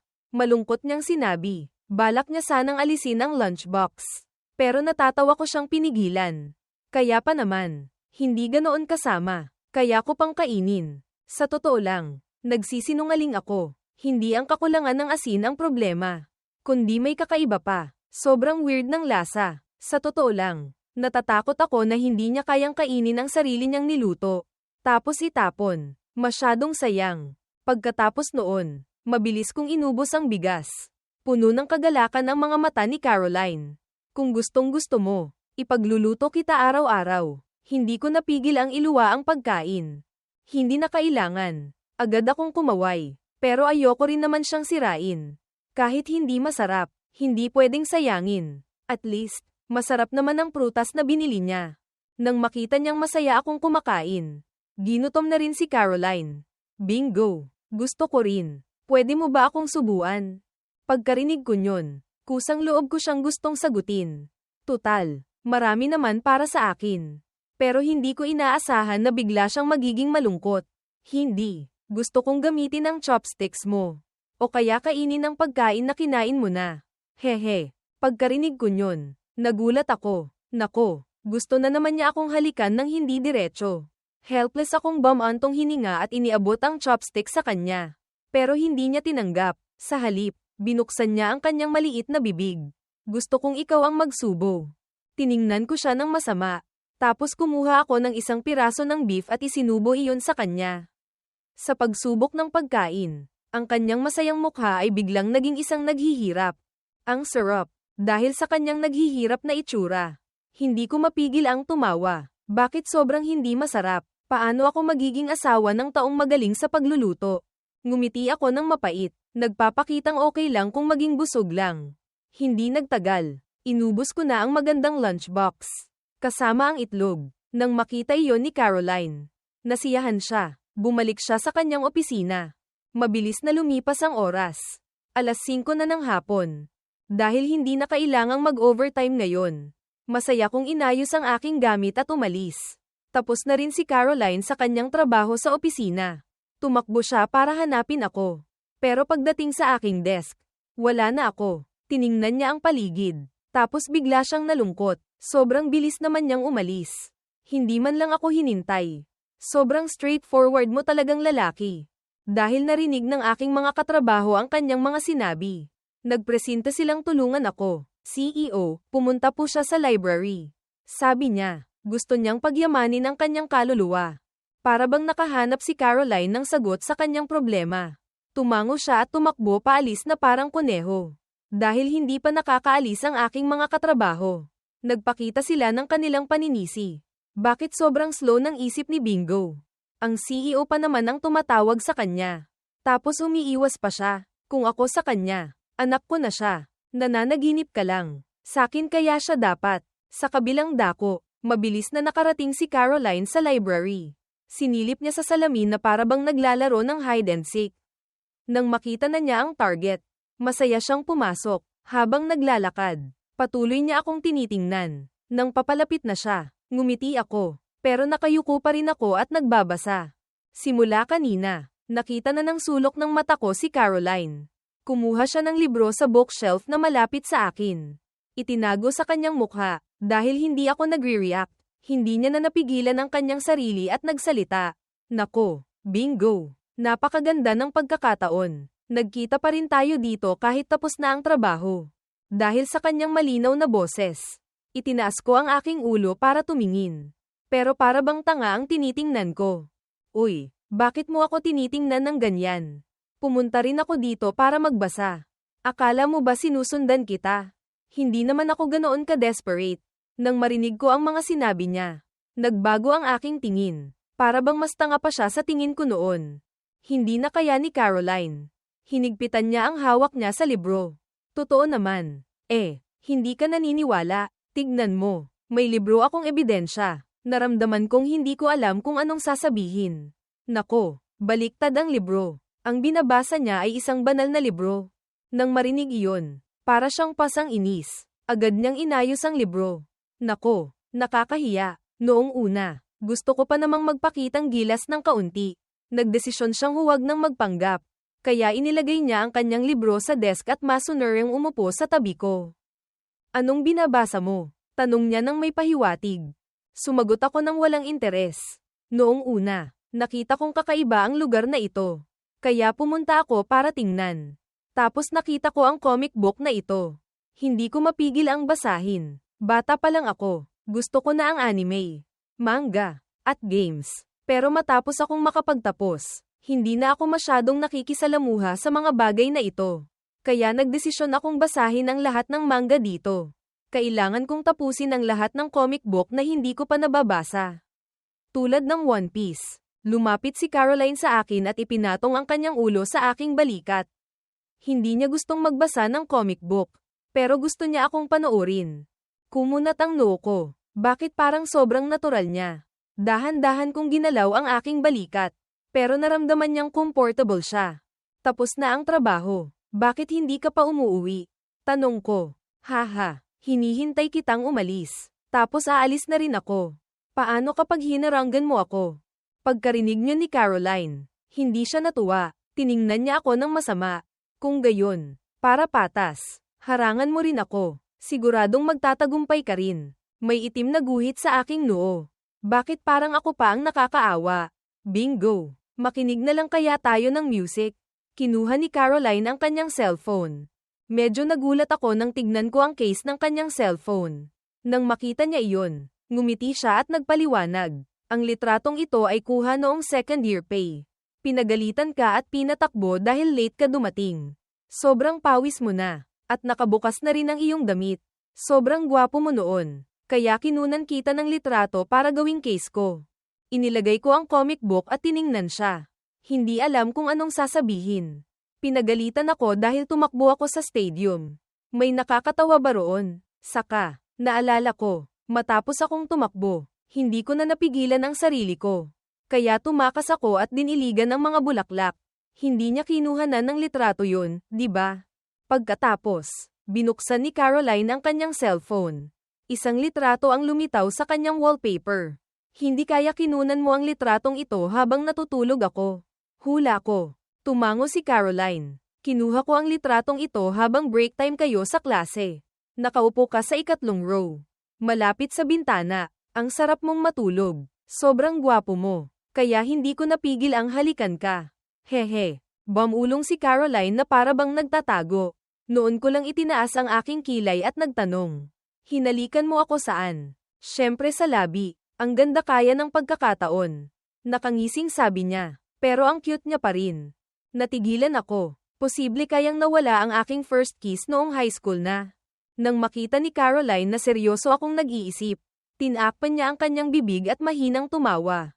Haha, bingo. Binibiro lang kita. Maraming tao noon. Sobrang hirap nang kumuha ng litrato. Oh, nang marinig ko iyon, nakahinga ako ng maluwag.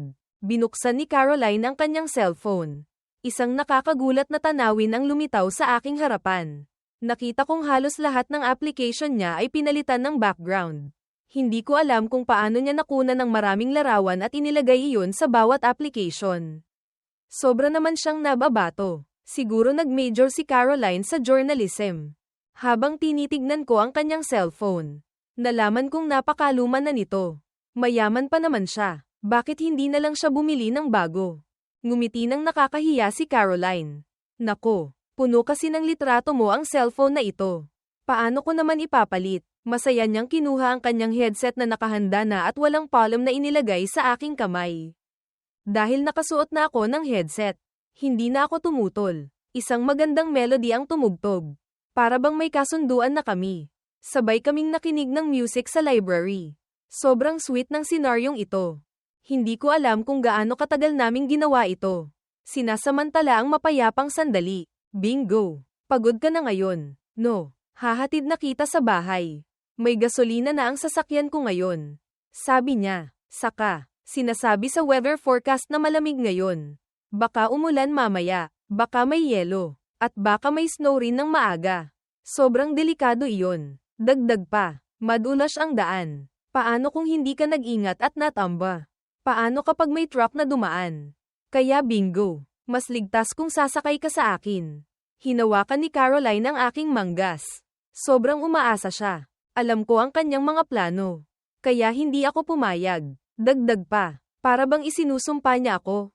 Asul ang kalangitan. Paanong uulan? May yelo, may snow. Anong sinasabi niya? Ngumiti ako. Kailangan kong magkaroon ng tapang na tumanggi bilang lalaki.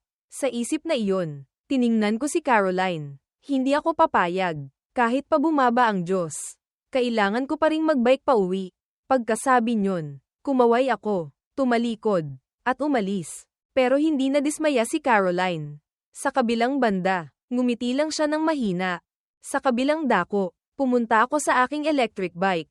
Gusto ko ang malamig na hangin sa gabi habang umuuwi. Pero nang ibaba ko ang stand, isinaksak ang susi, at sinubukan itong paandarin. Hindi gumana ang electric bike. Naubos na ba ang baterya? Imposible. Full charge kaya ako kanina. Tapos 2 kilometro lang naman ang tinakbo ko. Medyo duda ako, kaya yumuko ako para suriin ang baterya. Nalaman kong walang problema sa baterya. Pero nang lingunin ko ang aking likuran, nalaman ko ang mas nakakatakot. Ang pinakamahalagang parte ng sasakyan ay nawawala. Nako, sino kayang nagnakaw ng chain ng bike ko? Sobrang walang konsensya. Habang nagtataka ako kung sino ang gagawa ng ganitong bagay, bigla kong narinig ang isang sasakyan na papalapit. Lumingon ako. Isang kulay rosas na Maserati. Ang nagmamaneho ay si Caroline. Sobrang ganda ng sasakyan, pero mas maganda pa rin ang nasa loob. Ang kanyang mukha na parang manika ay tumitingin sa akin sa bintana. Mukhang nalilito. Nako, bingo. Sino kayang kumuha ng chain ng bike mo? Sino kayang magsasayang ng panahon para gawin iyon? Sobrang walang modo. Simula nang makita ko siya, nakatitig na ako sa kanya. Dahil pakiramdam ko natatawa siya. Para bang may nagawa siyang nakakatuwa. Ngayon, paano mo pa magagamit ang bike mo? Hahatid na kita sa bahay. Hihingi na lang ako ng tulong sa secretary ko para ipaayos ito. Kumurap-kurap siya sa akin. Patuloy ko pa rin siyang tinitingnan. Sobrang tahimik sa loob at labas ng sasakyan. Naghintay ng ilang segundo si Caroline. Pero hindi na niya mapigilan pa ang kanyang sarili. Kaya tumawa siya. Tiningnan ko siya ng masama. Anong tinatawa-tawa mo? Lola na ang pinsan ko ngayon. Hindi ko alam kung anong sasabihin. Anong dahilan ito? Noong una, balak ko pa namang sampain ang magnanakaw ng bike. Pero naalala ko na nakita ko sa kamay ni Caroline ang oil paint. Para bang hinawakan niya ang oil na hindi pa nalilinisan ng husto. Noon, hindi ko na pinansin. Pero ngayon, dahil nakapanood na ako ng libu-libong episodes, naiintindihan ko na agad. May isang katotohanan lang. Caroline, ibalik mo sa akin ang chain ng electric bike ko. Seryoso kong sinabi sa kanya. Pagkarinig niyon, nagulat siya. Agad niyang tinakpan ang kanyang bibig. Hindi kaya isang detective si Bingo. Sobrang galing niya. Nang malaman niyang nabisto na siya, sinimulan na niyang iwasan ang kanyang mga mata. Hindi totoo yan. Bingo. Huwag mo akong pagbintangan. Kailangan mo ng ebidensya. Lumapit ako sa kanya at tinuro ang kanyang kamay. Ipahawak mo sa akin ang maputi at magandang kamay na yan. Dahil sa sinabi ko, medyo natakot si Caroline. Masunurin niyang inilagay ang kanyang kamay sa manibela. Anong nangyayari? Anong nagawa kong mali para maparusahan ako? Akala niya parurusahan ko siya. Mukha siyang nagtatampo. Kahit gusto kong parusahan ang kanyang kamay, hindi ko siya matitiis. Isa pa, hindi naman ako ganun. Hinawakan ko ang kanyang kamay at inilapit iyon sa aking ilong para amuyin. Kinumpirma ko ang sospek. Tiningnan ko siya. Alam mo na dapat ang gagawin. Amuyin mo kung saan nagmula ang oil. Tapos mag-ingat ka sa susunod. Hindi mo pa nalilinis ang oil sa iyong palad. Oh. Natigilan si Caroline. Agad niyang inalis ang kanyang kamay. Paano nangyari yun? Malinaw na ginamitan ko ng laundry soap. Panipi. Nang tignan kong mabuti, totoo ngang hindi niya nalinis ng husto. Ang balak niya ay sobrang perpekto. Pero hindi ko inaasahan na matutuklasan ko rin agad. Hindi talaga ako dapat maging gusto niya. Ganito kasi iyon. Noong mga 3:00 ng hapon, palihim siyang pumunta sa electric bike ko. Habang abala ako, naisip niyang dapat niya lang sirain ang kanyang bike. Matapos siyang mag-isip ng matagal, nalaman niya na ang chain ang pinakamahalagang parte. Kaya yumuko siya at inalis ang chain. Dahil wala siyang karanasan sa pagtanggal ng chain, inabot siya ng 1 oras para matapos iyon. Pero hindi ko pa rin inaasahan na matutuklasan ko pa rin ito. Itinaas niya ang ulo niya at ngumiti ng nakakahiya. Hehe, anong tinatawa-tawa mo? Ibalik mo sa akin ang chain. Inilahad ko ang aking kamay. Hindi ko siya binigyan ng pagkakataong tumanggi. Wala akong alam. Pagtanggi ni Caroline, ikinuyom niya ang kanyang labi at hinaplos ang kanyang kamay. Nagpapakitang nagkamali siya, pero ayaw niyang itama. Dahil nakayuko siya, hindi ko na napigilan pa ang aking galit. Ayaw mong ibalik, di ba? Okay, sige, maglalakad na lang ako pauwi. Iiwan ko rito ang electric bike. Tumalikod ako para umalis. Nang makita iyon ni Caroline, agad niyang pinaandar ang kanyang sasakyan at hinabol ako. Bingo! Galit ka na ba? Sorry na. Ako ang may mali. Huwag ka nang magalit. Hindi maganda para sa kalusugan ang pagiging galit. Hindi ko sinira ang chain. Itinago ko lang sa cabinet. Okay pa rin yun. Pangako, hindi ko na uulitin. Promise. May sabihin ka naman sakin. Habang nagmamaneho sa aking tabi, kinumbinsi niya ako at umamin sa kanyang mga kasalanan. Dahil nakita kong sincerity niya, hindi na ako nagalit. Bakit hindi mo nalang gamitin ang sasakyan mo? Bakit kailangan mo pang maglakad? Maglakad ay nakakabuti sa kalusugan. Itinaas ko ang aking ulo at ngumuso. Ayokong sumakay sa kanyang sasakyan. Nasa taas ang chain. Sobrang abala sa kumpanya. Sobrang hassle kung kukunin ko pa yun. Sa susunod na lang, dahan-dahan pa rin siyang nagmamaneho. Tulad ng isang butler na nagmamakaawa sa kanyang master na umuwi na para manahin na ang kanilang kayamanan. Sa huli, napagod na ang aking paa. Nakita kong patuloy pa rin si Caroline na sinusundan ako. Patuloy sa pagsasabi ng matatamis na salita. Para bang hindi siya titigil hanggat hindi niya ako naihahatid sa bahay. Dahil dito, napilitan akong sumuko. Okay, sige, ngayon lang ito. Walang susunod. Ang kanyang boses ay naging garalgal. Nang makita niya akong sumakay sa sasakyan, nakahinga siya ng maluwag. Pero agad siyang kumunat. Nako, sobrang mas mahirap pa palang suyuin ang bingo ko kaysa sa isang babae. Hindi niya inaasahan na kahit CEO siya, ayaw niya pa ring magpahatid. Ano ba talaga siya? Sumakay ako sa sasakyan at ikinabat ang seatbelt. Inilibot ko ang aking paningin. Kailangan kong aminin, sobrang maganda ang Maserati, lalo na ang kulay rosas na binago ng aking CEO. Pero nagsawa pa rin ako sa sasakyan. Kahit sobrang ganda, hindi pa rin ito kayang pantayan ang aking electric bike. Hindi kasing ganda ng tunog ang pag-arangkada ng sasakyan kapag pinindot mo ang accelerator. Sa aming paglalakbay, nagkwentuhan kami. Sa huli, nakarating kami sa aking apartment. Pinili ni Caroline ang lugar kung saan maayos ay parada ang kanyang sasakyan. Tapos pinayagan na niya akong bumaba. Sobrang nagulat ako. Hindi kaya ihahatid niya lang ako tapos aalis na siya. Bakit niya ipinarada ang sasakyan? Caroline, nakarating na ako sa bahay. Umuwi ka na rin. Okay, ingat ka. Tiningnan ko siya. Tapos nagmadali akong umalis. Pero tumalon palabas ng sasakyan si Caroline. Ang kanyang maliit na paa ay mabilis na tumatakbo. Bingo! Dahil sa gulat, bigla akong napahinto. Caroline, anong ginagawa mo? Hinawakan niya ang aking balikat. Bumantong hininga ako. Naihatid na kita sa bahay. Hindi mo ba ako iimbitahan para uminom ng tea? Bakit mo ako agad na pinaalis? Idinikit ko ang aking isang daliri sa kanyang makinis na mukha. Aray, lumuluha si Caroline. Ang kanyang maliliit na mata ay parang mga pasang kinawawa. Tinanggal niya ang aking chain. Kaya hindi ako makauwi. Ngayon, gusto niya akong imbitahan para uminom ng tea. Haha, tumawa ako ng maliit. Alam kong gusto niyang pumasok at maglaro sa loob ng aking bahay. O gumawa pa ng kalokohan. Para magkaroon ng pag-unlad sa aming relasyon. Dagdag pa, lalaki ako. Hindi ko hahayaang mangyari iyon. Pero bakit sobrang lambot niya? Kaunti lang ang idiniin ko pero namumula na. Pinahihirapan mo ako. Yakap niya ang kanyang pisngi. Puno ng hinanakit ang kanyang mukha. Dahil nakita ko ang mukha niya. Nakonsensya ako. Totoo kaya yun. Gusto ko siyang aliwin. Pero tinanggal ko na rin ang ideyang iyon sa aking isip. Gusto mong uminom ng tea? Maghintay ka dyan. Kukuha ako sa itaas. Gusto kong uminom ng tea sa kanyang bahay ng kaunti lang. Gusto kong pumasok ng kaunti sa loob ng iyong bahay.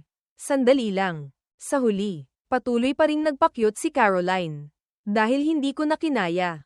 Itinaas ko ang aking boses at nagyakap. Hindi ko alam ang gagawin sa kanya. Binubuli mo ang isang taong walang tahanan tulad ko. Ang boses niya ay umiiyak. Mukha siyang kinawawa. Anong ibig mong sabihin? Kumunat ang noo ko. Kasi, nasunog na ang aming bahay dati. Sobrang nakakaawa ko. Wow, kalokohan. Nagluloko ka ba? Sobrang fake. Hindi ko siya pinansin. Patuloy akong naglakad.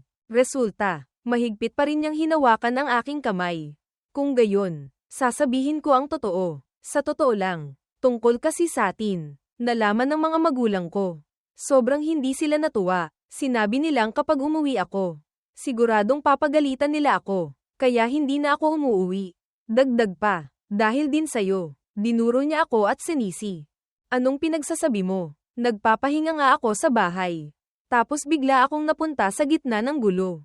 Saka, anong tungkol sa atin? Huwag kang ang magsalita ng ganyan. Pwede ba? Walang tayo. Nakakatawa ako. Kung may pera ka, bakit hindi ka nalang magrenta ng lugar? Pagkarinig niyo ni Caroline, yumuko siya. May mga CCTV sa bahay na nirerentahan. Hindi ako ligtas doon. Hindi ko na mapigilan ang sarili ko. Kung ganun, ligtas ako sa bahay ko. Malinaw na mas hindi ako ligtas. Lalaki ako. Nakarating na ako sa tapat ng aking apartment. Pero wala pa rin siyang planong bitawan ako. Gusto kong makasama ka. Hindi ako matatakot sa mga magulang ko. Pwede ba? Habang nagsasalita, ipinahid niya ang kanyang ilong sa aking balikat. Pero natatakot ako. Paano kapag nakain ng baboy ang repolyo? Hindi kaya hahabulin ako ng kanyang tatay na may dalang kutsilyo. Pero sa totoo lang, wala naman akong balak kainin. Tungkol sa renta, pwede kitang taasan ng sweldo. Dagdag pa, pwede kitang ihatid araw-araw. Hindi pwede. Wala akong pakialam kahit taasan mo ang sweldo ko. Nahirapan akong maging maalat na isda. Patuloy kaming nag-uusap hanggang sa tapat ng elevator. May mga paakay rin. Pero hindi tumigil si Caroline sa pagsasalita. Bingo! Hayaan mo na akong makasama ka. Please. Sobrang bait ko kaya. Marunong akong maglaba at magluto. Hinding-hindi kita guguluhin. Promise. Umiling ako. Kapag may unang pagkakataon, may pangalawa na. Hindi ako magpapaloko. Kahit tumalon ako dito, hindi ako papayag. Pero hindi ko inaasahan na matapos pumasok sa elevator. Lalo pa siyang titindi sa kanyang mga pag-atake. Mayroong ilang estudyante at 2 matandang babae. Balak ko sanang balewalain siya at hintayin na siya na lang ang sumuko. Pero bigla kong naramdaman ang init sa aking tenga. Hindi ko sinasadyang ilabas ang kasiyahan. Caroline, anong ginagawa mo? Huwag kang ganyan. Bahagya akong lumingon at nakita ko si Caroline. Nakapikit ang kanyang mga mata. Nakatayo sa kanyang mga paa. At binubuksan ang kanyang maliit na bibig para kagatin ang aking tenga. Paano kayang makakayanan ng isang normal na lalaki ang ganitong pag-atake? Agad na lamambat ang aking katawan. Nang makita ng mga tao sa loob ng elevator ang tanawing ito. Agad silang nagpakita ng pagkamuhi. Lahat sila ay umiiwas sa aming magkasintahan. Pati ang 2 matandang babae ay umiling. Sa kanilang mga puso, naisip nila na ang mga kabataan sa ngayon ay masyadong marunong maglaro. Caroline, bitawan mo na ako. Nakauwi na tayo. Sobrang helpless akong lumabas sa elevator. Nasa tapat ko na ang aking pinto. Pero ayaw pa rin niyang bumitaw. Oy, pumayag ka na sa akin. Di ba? Dinilaan ni Caroline ang kanyang labi. Tinitignan ang aking kamay. Sa kanyang puso, kinakalkula niya. Kung hindi ako magugustuhan, kakagaitan niya ulit ang aking tenga. Sobrang wala na akong magawa sa kanya. Bitawan mo muna ako. Kailangan kong kunin ang aking susi. Oh, pagkarinig niyon, nag-aatubili siyang nagbitiw sa aking kamay. Kinapa ko ang aking bulsa para kunin ang aking susi. Palihim ko pa rin siyang tinitignan. Para bang alam niya na may gagawin ako. Patuloy pa rin niya akong tinitignan. Para bang konti na lang. At aatakihin na naman niya ako. Mabilis kong binuksan ang pinto. Pero sa mga sandaling iyon, bigla akong lumingon sa kanya. Ngumiti ako. Caroline, may ipis sa ilalim mo. Pagkarinig niyo ni Caroline, agad siyang nagulat, para siyang pasang nagsusumamo. Agad siyang umatras. Oh, saan? Saan? Tulungan niyo ako. Kitang-kita kong natatakot siya. Sumandal siya sa pader. Sinamantala ko ang pagkakataong ito. Agad akong pumasok sa pinto. Tapos nag-iwan ng bahagyang siwang. Caroline, hindi kita kailangan na maglaba at magluto para sa akin. Dapat umuwi ka ng maaga. Okay, naiintindihan mo ba? Pagkasabi niyon, agad kong isinara ang pinto. Bumalik sa wisyo si Caroline. Ang kanyang mukha ay sobrang pula. Dahil sa galit, sobrang nakakainis talaga si Bingo. Galit na naglakad siya papunta sa pinto at kinatok iyon ng malakas. Bingo, ang daya-daya mo. Wala mo na ba akong kailangan? Sobrang cold mo. Bingo, mali ako. Papasukin mo na ako. Sa likod ng pinto, nakinig ako sa bawat kilos niya. Pero hindi ako sumagot. Hindi ko siya pwedeng palakihin. Sana lang makapagpahinga na siya ng maaga. Saka, pagod na rin ako. Ilang sandali pa, unti-unting humina ang ingay sa labas. Sa huli, wala na akong marinig. Narinig ko ang tunog ng elevator na umaandar. Sa wakas, nakahinga ako ng maluwag. Siguro umalis na siya, di ba? Teka, sobrang sensitive si Caroline. Paano kaya kung umiiyak siya sa labas? Habang iniisip ko iyon, lalo akong hindi mapakali. Kaya bahagya akong binuksan ang pinto. Sa labas, walang umiiyak na babae tulad ng iniisip ko. Kampante akong binuksan ang pinto para tignan. Pero isang babae na may laman at buto ang biglang sumugod sa akin. Mahigpit niya akong niyakap na parang bear. Sa mga sandaling iyon, dahil sa isang maliit na pasang nakadikit sa akin, nawalan ako ng balanse at bumagsak. Nakakainis ka, Caroline. Nandadaya ka na naman. Concern pa rin pala kayo sa akin. Bigla na lang akong hinalikan ni Caroline sa labi. Masaya ka bang nakadapa ako sa'yo? Gusto lang kitang yakapin. Kung hindi, itataboy mo na naman ako.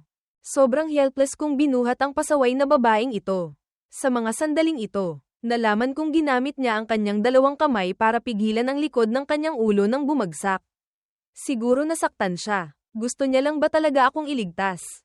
Sobrang sakit sa ulo nitong babaeng ito. Sobrang lapit ng aming mukha. Naghahalo na ang aming hininga. Pero hindi sinamantala ni Caroline ang pagkakataong iyon. Sa halip, ngumiti siya sa akin ng napaka-cute. Tumunog ang kanyang tiyan. Sabay kaming nakaramdam ng pagkadismaya. Para bang may napagtanto si Caroline. Bingo, nagugutom ka na, di ba? Huwag mo na akong itaboy. Hayaan mo na akong magluto para sa'yo. Please. Tiningnan ko siya. Pagkababa ko sa kanya, agad siyang tumakbo sa kusina. Sa mga sandaling iyon, wala na akong balak na paalisin siya. Dahil nalaman kong kahit gaano pa ako magpumilit, mag-aalala pa rin ako kung umalis siya o hindi. Bigla kong naisip ang isang bagay. Nagmadali akong sumigaw. Teka, Caroline, huwag mong galawin ang pagkain ko. Pagkarinig niyo ni Caroline, nalungkot ang kanyang mukha. Bakit? Ngayon lang ako natutong magluto ng scrambled eggs with tomatoes. Gusto ko pa naman sanang ipatikim sa'yo. Ilagay mo na lang ang plato. Ako na ang magluluto. Mabilis kong sinabi sa kanya. Nang maalala ko ang lunchbox niya kahapon, bigla akong nakaramdam ng pandidiri. Nang marinig ni Caroline na gusto kong magluto para sa kanya, napakasunurin niyang kinuha ang plato sa lababo. Tapos maayos na ipinatong sa mesa. Dahil dito, para bang kakain ako ng isang espesyal na pagkain. Makalipas ang isang oras, nakahanda na ang masasarap na pagkain sa mesa. May 3 putahe, scrambled eggs with tomatoes, sweet and sour ribs, at steamed carp, puro lutong bahay. Ang bango, ang bango. Naglalaway si Caroline. Mahiya pa niyang pinunasan ang kanyang bibig gamit ang tissue. Nang makita ko iyon, natatawa ako. Kumuha ako ng isang piraso ng sweet and sour ribs at ibinigay sa kanya. Nang makita iyon ni Caroline, sumaya siya. Kinurot niya ang kanyang labi. Salamat, Bingo. Mahal kita sobra. Ngumiti ako ng bahagya, pero hindi sumagot. Kumuha ako ng piraso ng isda. Sinimulan kong tamasahin ang masarap na pagkain. Sa tahimik naming pagkain, mayroon rin kaming mga pag-uusap. Pero ang aming sinasabi lang ay simple lang. Pagkatapos naming kumain, Nagpunta ako sa kusina para maghugas ng pinggan. Habang tinutulungan naman ako ni Caroline na panasan ang mesa. Para kaming mag-asawang tumutulong sa isa't isa sa bawat gawain. Nang matapos akong maghugas, tiningnan ko ang naglilinis ng mesa si Caroline. Umupo ka muna dyan. Pagkatapos kong maligo, aayusin ko kung saan ka matutulog. Huwag mong galawin ang mga gamit ko. Huwag mong gagalawin ang kahit ano. Naiintindihan mo ba? Pagkarinig niyo ni Caroline, hindi siya pumayag, pero sumunod pa rin siya. Wala akong magagawa, kung ano man ang sabihin mo. Kailangan kong sundin, kung ano man ang utos ni Bingo. Kailangan kong sundin. Pero napuno ng galit ang mga mata ni Caroline. Dinilaan niya ang kanyang labi. Hinihintay ang mga sandaling papasok na ako sa banyo. Nang makita ko ang tusong ngiti sa kanyang mukha, tumawa ako. Dagdag ko pa, huwag kang makikinig sa labas. Malilintikan ka talaga sakin. Hindi ko inaasahan na pagkarinig niyo ni Caroline. Para bang nawalan siya ng mahalagang bagay. Ikinuyom niya ang kanyang labi. Maliit na nakatingin. Bakit pati yun bawal? Sandali akong nagulat. Tapos huminga. Pakiramdam ko hindi ko siya marinig ng maayos. Anong sinabi niya? Baka nagkakamali lang ako. Nang makita iyon ni Caroline.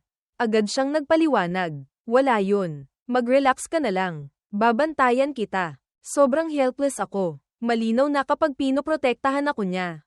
Mas lalong mapanganib. Pero hindi ko masyadong pinansin. Pumasok ako sa banyo para maghanda ng maligo. Ilang minuto pa. Tapos na akong maligo. Pagbalik ko sa kusina, naglinis ako. Tapos, kinuha ko ang garbage bag. Pagbaliw ko, tinawag ko si Caroline na nakaupo sa sala. Hey Caroline, pupunta na akong itapon ang basura. Huwag mong galawin ang mga gamit ko. Ha? Tapos, pagkatapos mong maligo, matulog ka na agad. Okay. Pagkarinig nyon, tumayo siya. Sobrang seryoso. Nagbigay ng silot na pangmilitar. Yes, boss. Susundin ko ang lahat ng iyong utos. Tumawa ako tapos tumalikod para lumabas. Nag-aalala pa rin akong iwanan siyang mag-isa. Buti na lang babalik din ako agad. Habang iniisip ko iyon, iba ang nasa isip ni Caroline. Masaya siyang tumakbo sa aking kwarto. Sobrang bango sa kwarto ni Bingo. May pwedeng damitan kaya akong damit dito. Kinakausap niya ang kanyang sarili. Pagkatapos noon, naglakad siya papunta sa aking desk. Bigla siyang nahulog sa spell ng mga action figure. Ilang minuto pa, bumalik ako. Pagkatapos kong itapon ang basura. Gustong-gusto kong pumasok sa aking kwarto. Pero hinaranggan niya ako sa pinto. May pagtataka kong tiningnan siya. Tapos napansin kong may kakaibang nasa kanyang mukha. Bingo! Magtatanong lang ako. Yung action figure sa iyong desk. Mahal ba iyon? Saka, saan mo iyon nabili? Tanong niya. Sobrang mahal nun. Nagkakahalaga ng libo-libo hanggang libo-libong dolyar. Karamihan ay limited edition. Kung ganun, pahingi na lang ako. May nagtatanong. Dagdag pa ni Caroline. Tungkol sa action figure. Yung may pinakamalaking ulo. Magkano kaya yun? Yun ang pinakamahal. Sa buong mundo. Mayroon lang na 50. Nagpasama pa ako sa aking kaibigan sa ibang bansa para mabili yun. Ang limited edition. Nang marinig iyon, sumikip ang dibdib ni Caroline. Hindi niya alam bakit naglalaan ang mga lalaki ng ganyang pera sa ganitong mga bagay. Siyempre, hindi problema ang pera. Ang issue ay limitado lang at wala na yatang stocks nito. Tapos dagdag pa niya, kung may isang taong aksidenteng masira ang action figure mo, anong gagawin mo? Nang sinabi iyon ni Caroline, naging malungkot na rin ang boses niya. Agad kong naintindihan at nagngalit ang aking ngipin. Siguradong ihahampas ko ang babaeng iyon sa kama.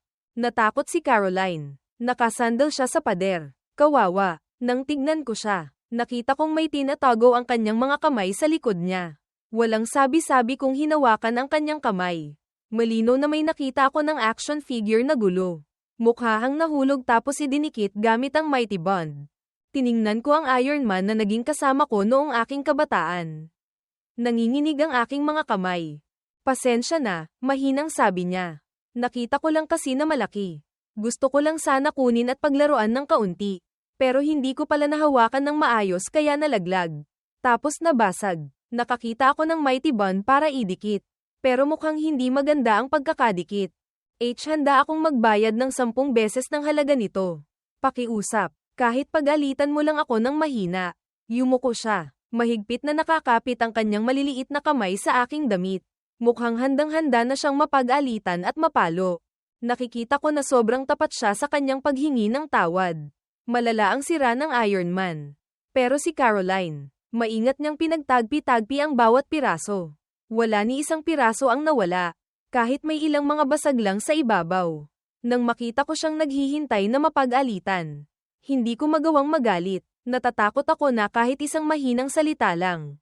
Sisihin niya ang sarili niya at iiyak ng walang tigil. Sa huli, hindi ko rin naman kayang makita siyang umiyak. Sige na, isa lang naman itong palamuti. Ayos na rin naman kahit naidikit. Hayaan mo na lang. Pagkarinig niyo ni Caroline, nanlaki ang kanyang mga mata. Nagblink siya. Parang nag-aalinlangan. Malapit na sana siyang umiyak. Pero sinabi ni Bingo na hindi niya siya papagalitan. Maingat niyang hinawakan ang aking kamay. Siguradong babayaran kita. Salamat, Bingo. Dahil pinatawad mo ako. Okay, sige na. Maligo ka na. Gabi na rin. Inalis ko ang aking kamay mula sa kanya. Nagwawagayway ako ng kamay na parang naiinip. Sige na. Caroline yumuko. Ngumiti ng palihim. Nilaibat ako. At dumiretso na sa banyo. Umiling ako. Tiningnan ang aking Iron Man. Masakit pa rin ang aking puso habang niyayakap ito. Hindi ko alam kung gaano katagal ang lumipas. Umiinom ako ng tubig sa sala. Bigla, narinig ko ang boses niya mula sa banyo. Bingo! Nakalimutan kong kumuha ng pantulog. Pwede mo ba akong kuhanin? Dahil sa matamis niyang boses. Hindi ko alam kung bakit biglang nag-init ang aking dibdib. Damn! Nakalimutan niyang kumuha ng damit. Tapos nag-attempt pa siyang maligo. Paano ko ba to ibibigay? Medyo nag-aalala ako. Narinig ko ang kanyang mahinang tawa mula sa banyo. Hehe, hindi ko nilock ang pinto. Welcome ka sa loob. Damn it, nakalimutan na niyang kumuha ng damit. Hindi pa rin nilock ang pinto. Masyado nang malinaw ang kanyang intensyon. Narinig ko ang tunog ng tubig sa kanyang malambot na balat. Naging tuyo ang aking lalamunan. Kukuha ako para sa'yo. Pero, ilalagay ko lang sa labas ng pinto. Kuhanin mo na lang. Agad na nagpakita ng pagkadismaya si Caroline sa loob. Nako, sobrang layo. Hindi ko maabot. Pwede mo bang ipasok dito? Nag-isip ako ng kaunti, tapos hindi ko na rin mapigilan ang sarili ko. Okay, pwede ko itong ipasok, pero kung gagawa ka ng kahit anong kalokohan o kakaibang kilos, papatayin ko ang lahat ng mainit na tubig, ilaw, at pampainit, tapos paliliguan kita ng malamig na tubig.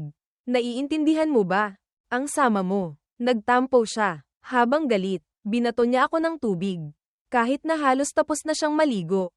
Kung talagang gagawin ko iyon, masasaktan siya. Habang iniisip niya iyon, sumuko na lang siya. Mabilis kong nakita ang isang magandang kulay rosas na pantulog. Pantulog ito ng lola ko. Naiwan niya noong bumisita siya sa akin dati.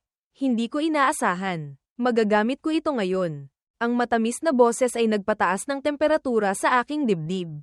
Nakakainis. Bakit ba niya nakakalimutan na kunin ang kanyang mga gamit? Ngayon, paano ko yun maibibigay? Hindi kaya nagpapanggap lang siyang naglilinis. Bumulong ako sa aking sarili. Narinig ko ang kanyang mga halakhak mula sa banyo. Hehe, hindi ko i-lock ang pinto. Malugod kitang tinatanggap anumang oras. Nakakainis. Nalimutan na nga niya. Tapos hindi pa niya i-lock ang pinto. Sobrang plano na talaga to. Narinig ko ang tunog ng tubig sa kanyang balat. Sobrang tuyo ang aking lalamunan. Hahanapan kita. Pero, ilalagay ko lang sa labas. Tapos kunin mo na lang mag-isa. Sagot ko. Pagkarinig niyo ni Caroline, lumabas sa kanyang mukha ang pagkadismaya. Nako, malayo pa kaya? Hindi ko maabot. Pwede mo ba talagang ipasok dito? Naisip ko ang ilang sandali at nagpanggap na nagpumilit. Pwede kong ipasok, pero kung gagawa ka ng kalokohan, papatayin ko ang heater, ilaw, at tubig. Lalayasan kitang naliligo sa malamig na tubig. Naiintindihan mo ba? Sobrang sama mo. Nagtatampong sumagot siya. Sa galit, sinabuyan niya ng tubig. Kahit halos tapos na siyang maligo. Kung talagang cold ako sa kanya, sobrang uncomfortable pa rin. Habang iniisip ko iyon, tinanggal ko ang aking mga plano. Agad kong nakita ang isang kulay rosas na pajama na may disenyo ng kuneho. Itong damit na to yung naiwan ng lola ko dati. Hindi ko inaasahan na magagamit pala natin to. Hawak ang pink pajama. Pumunta ako sa banyo. Tatawagin kita bago ako pumasok ha. Kung walang sagot, papasok ako. Binuksan ko ang pinto. Nakita kong nakahiga si Caroline sa bathtub. Nakasimangot at nagtatampo. Ang buong katawan niya ay nakalubog sa tubig. Tanging ang kanyang ulo lang ang nakikita. Ilalagay ko lang ito dito. Ha, tandaan mo na isuot mo. Habang inilalagay ang damit sa maliit na mesa. Maingat kong pinagmasdan ang kanyang ginagawa. Kung may kakaiba siyang ginagawa, agad kong ipipikit ang aking mga mata. Inis na itinali ni Caroline ang kanyang mataas na ponytail. Ipinatong niya ang kanyang baba sa mainit na tubig. Sobrang cute niya. Dahil dito, naalala ko ang isang anime character. Pagtalikod ko, agad akong lumabas. Tiningnan ako ni Caroline nang may pag-aalinlangan. Nakatingin na parang isang magandang rabbit. Isinara ko ang pinto. Pakiramdam ko, mabilis na tumitibok ang aking puso. Gusto ko siyang asarin ng kaunti. Kaya bigla niyang itinago ang kanyang kamay. Sumisigaw sa gitna ng ere. Talaga naman akong nagulat. Agad akong pumikit. Nagmamadaling umalis. Hehe, sobrang cute mo. Bingo. Sa muli kong pagsara ng pinto, narinig ko ang boses niya na parang silver bell. Niloloko niya na naman ako. Sabi niya, cute daw ako. Sobrang nakakainis. Ilang sandali pa, tapos nang maligo si Caroline. Lumabas siya. Isang magandang dalaga ang nagpakita sa aking harapan. Nakasuot ng kulay rosas na pajama na kuneho. Nakamamanghang bagay ang pajama na ito para sa kanya. Tila ginawa pa talaga para sa kanya. Dagdag pa, nang lumabas siya, tinakpan ng hood ang kanyang ulo. Na lalo pang nakapagpaganda sa kanyang itsura. Bingo! Galing pala sa'yo yung pajama na ganito kaganda. Nakatayo ako sa pinto, nakatingin sa cute na rabbit sa aking harapan. Medyo nagulat ako. Malapit na akong matuno sa kanyang pagiging cute. Patuloy na nagbiblink ang mga mata ng kuneho. Pati ang buntot, nagpapapaypay. Iyon ang parte niya kung saan gustong-gusto kong hawakan maliban sa kanyang tenga. Hindi ko na masyadong pinaliwanag sa kanya. Ngumiti na lang ako at hinaplos ang kanyang ulo. Pagkatapos, dumating na ang parte ng paghahati ng kwarto. Mayroon akong 2 silid at isang sala. Sapat na para sa bawat isa na magkaroon ng kwarto. Hindi ko talaga inaasahan na matutulog dito si Caroline ngayon. Siguro nakipag-away na talaga siya sa kanyang mga magulang. Pero kahit ano paman, nangako na ako sa kanya kaya kailangan ko siyang hayaan na matulog. Dinala ko siya sa pintuan ng walang lamang kwarto. Nang kumuha siya ng susi, tiningnan niya ako ng may pag-asa. Hehe, matulog na tayo. Sobrang saya niya. Ang kulay rosas na tenga ng kuneho ay patayo. Nilinis ko na ang kwarto para sa'yo. Ang password ng Wi-Fi ay 88,888,888. Huwag kang magpuyat. Matulog ka na ng maaga. Good night. Nagpaalala ako na parang isang tatay. Pagkarinig niya ni Caroline, natigilan siya. Parang natutunaw ang kanyang mukha sa pagkadismaya. Ano? Hindi ba tayo magkakatabi matulog? Caroline. Anong iniisip mo? May 2 kwarto. Bakit hindi tayo maghiwalay? Saka, humihilik ako habang natutulog. Kaya ayos na ang plano ko. Kinuha ko ang tainga ng kuneho sa kanyang ulo at hinayla siya papasok sa kwarto. Agad na nagpakita ng pagtatampo si Caroline. Ginamit niya ang kanyang mahinang kamao para suntukin ako. Ay, nakakainis. Kung saan-saan mo hinahawakan ang tainga ko. Magkakaroon ako ng anak niyan. Natatakot ako sa dilim. Hindi mo ba ako pwedeng alagaan ng kaunti? Pwede ba tayong matulog ng magkatabi? Hindi ako gagawa ng kahit ano. Muli siyang yamakap sa akin. Gamit ang kanyang 2 kamay. Ang kanyang boses ay matamis pa rin. Kung normal lang akong tao, baka niyakap ko na siya at inalagaan. Pero sorry, hindi ako nakikinig sa kanya. Huwag kang gumawa ng eksena. Sa panahon ngayon, sino pa bang natatakot sa dilim? Kung natatakot ka talaga, buksan mo ang ilaw. Kaya ko namang bayaran yun. Sige na, bitawan mo na ako. Pagkarinig niya ni Caroline, nagalit siya. Hindi pwede. Kung hindi ka matutulog sa akin, yayakapin kita ng mahigpit. Gustong-gusto kong marinig ang iyong paghilik. Saka, napakasarap sigurong magising sa umaga tapos makita ang iyong girlfriend sa tabi mo. Hindi ba nakakakilig yun? Kalokohan. Huwag kang magdagdag ng script. Kung matulog tayo ng magkatabi sa unang pagkakataon, May ikalawang pagkakataon. Kailangan kong pigilan ito. Sinabi ko sa kanya, kahit bumitaw ka, o hindi, kahit bumagsak pa ang langit, hindi ako matutulog sa tabi mo. Hintayin na lang natin ang umaga. Galit kong tiningnan si Caroline sa aking harapan. Kahit sobrang comfortable na yakapin ng malambot na babaeng ito, mas gusto ko pa rin ang anime na may huggable body pillow. Ganito lang kaming dalawa nakatayo sa pintuan. Paminsan-minsan, kilitiin ko siya, tapos tatawa siya ng mahina. Gusto niya sanang bumitaw, pero ayaw pa rin niyang bumitiw sa akin. Pero hindi nagtagal. Naisip ni Caroline na hindi sila pwedeng manatili sa pinto. Habang yakap niya ako, hinailan niya ako papasok sa kwarto habang umuungal. Unti-unti na akong sumuko, pero hindi ko ito pinahalata. Ganito na lang ako dahan-daang hinayla papasok sa kwarto. Pagkatapos, ginamit pa ni Caroline ang kanyang puwit para isara ang pinto. Hihi, ngayon, akin ka na, bingo. Kung hindi ko lang siya pinayagan, paano niya ako hihilahin ng ganito? Parang natutuwa ako. Sa huli, umabot ng halos 10 minuto bago niya ako naihiga sa kama. Ganito lang kaming dalawa magkayakap at pinapanatili ang posisyong ito. Pero bilib talaga ako sa kanyang kalakasan. Hindi kaya napapagod ang kamay niya. Hayaan na nga, basta't magkayakap lang kami. Ayos na yun. Basta magkatabi lang kami sa isang gabi. Ayos na yun sakin. Tumawa ng malakas si Caroline. Nagtatagumpay. Pero sa mga sandaling iyon, bigla akong nainitan. Dahil mahigpit na nakayakap ang kanyang mga binti sa aking likod. Pagyuko ko, nakita ko ang nakakagigil niyang ngiti sa ibabaw ng tenga ng kuneho. Sinadya ko siyang tignan ng masama. Sige, hayaan mo na lang tayong magkaharap. Hintayin na lang natin na makatulog ka. Tapos aalis na ako. Okay sige, hindi ako matutulog buong gabi. Tititigan na lang kita. Patuloy siyang tumawa ng may kagalakan. Paminsan-minsan, sinasadya niyang ngumuso para halikan ako. Sobrang helpless ako. Umiiwas ako sa kanyang kulay rosas na labi.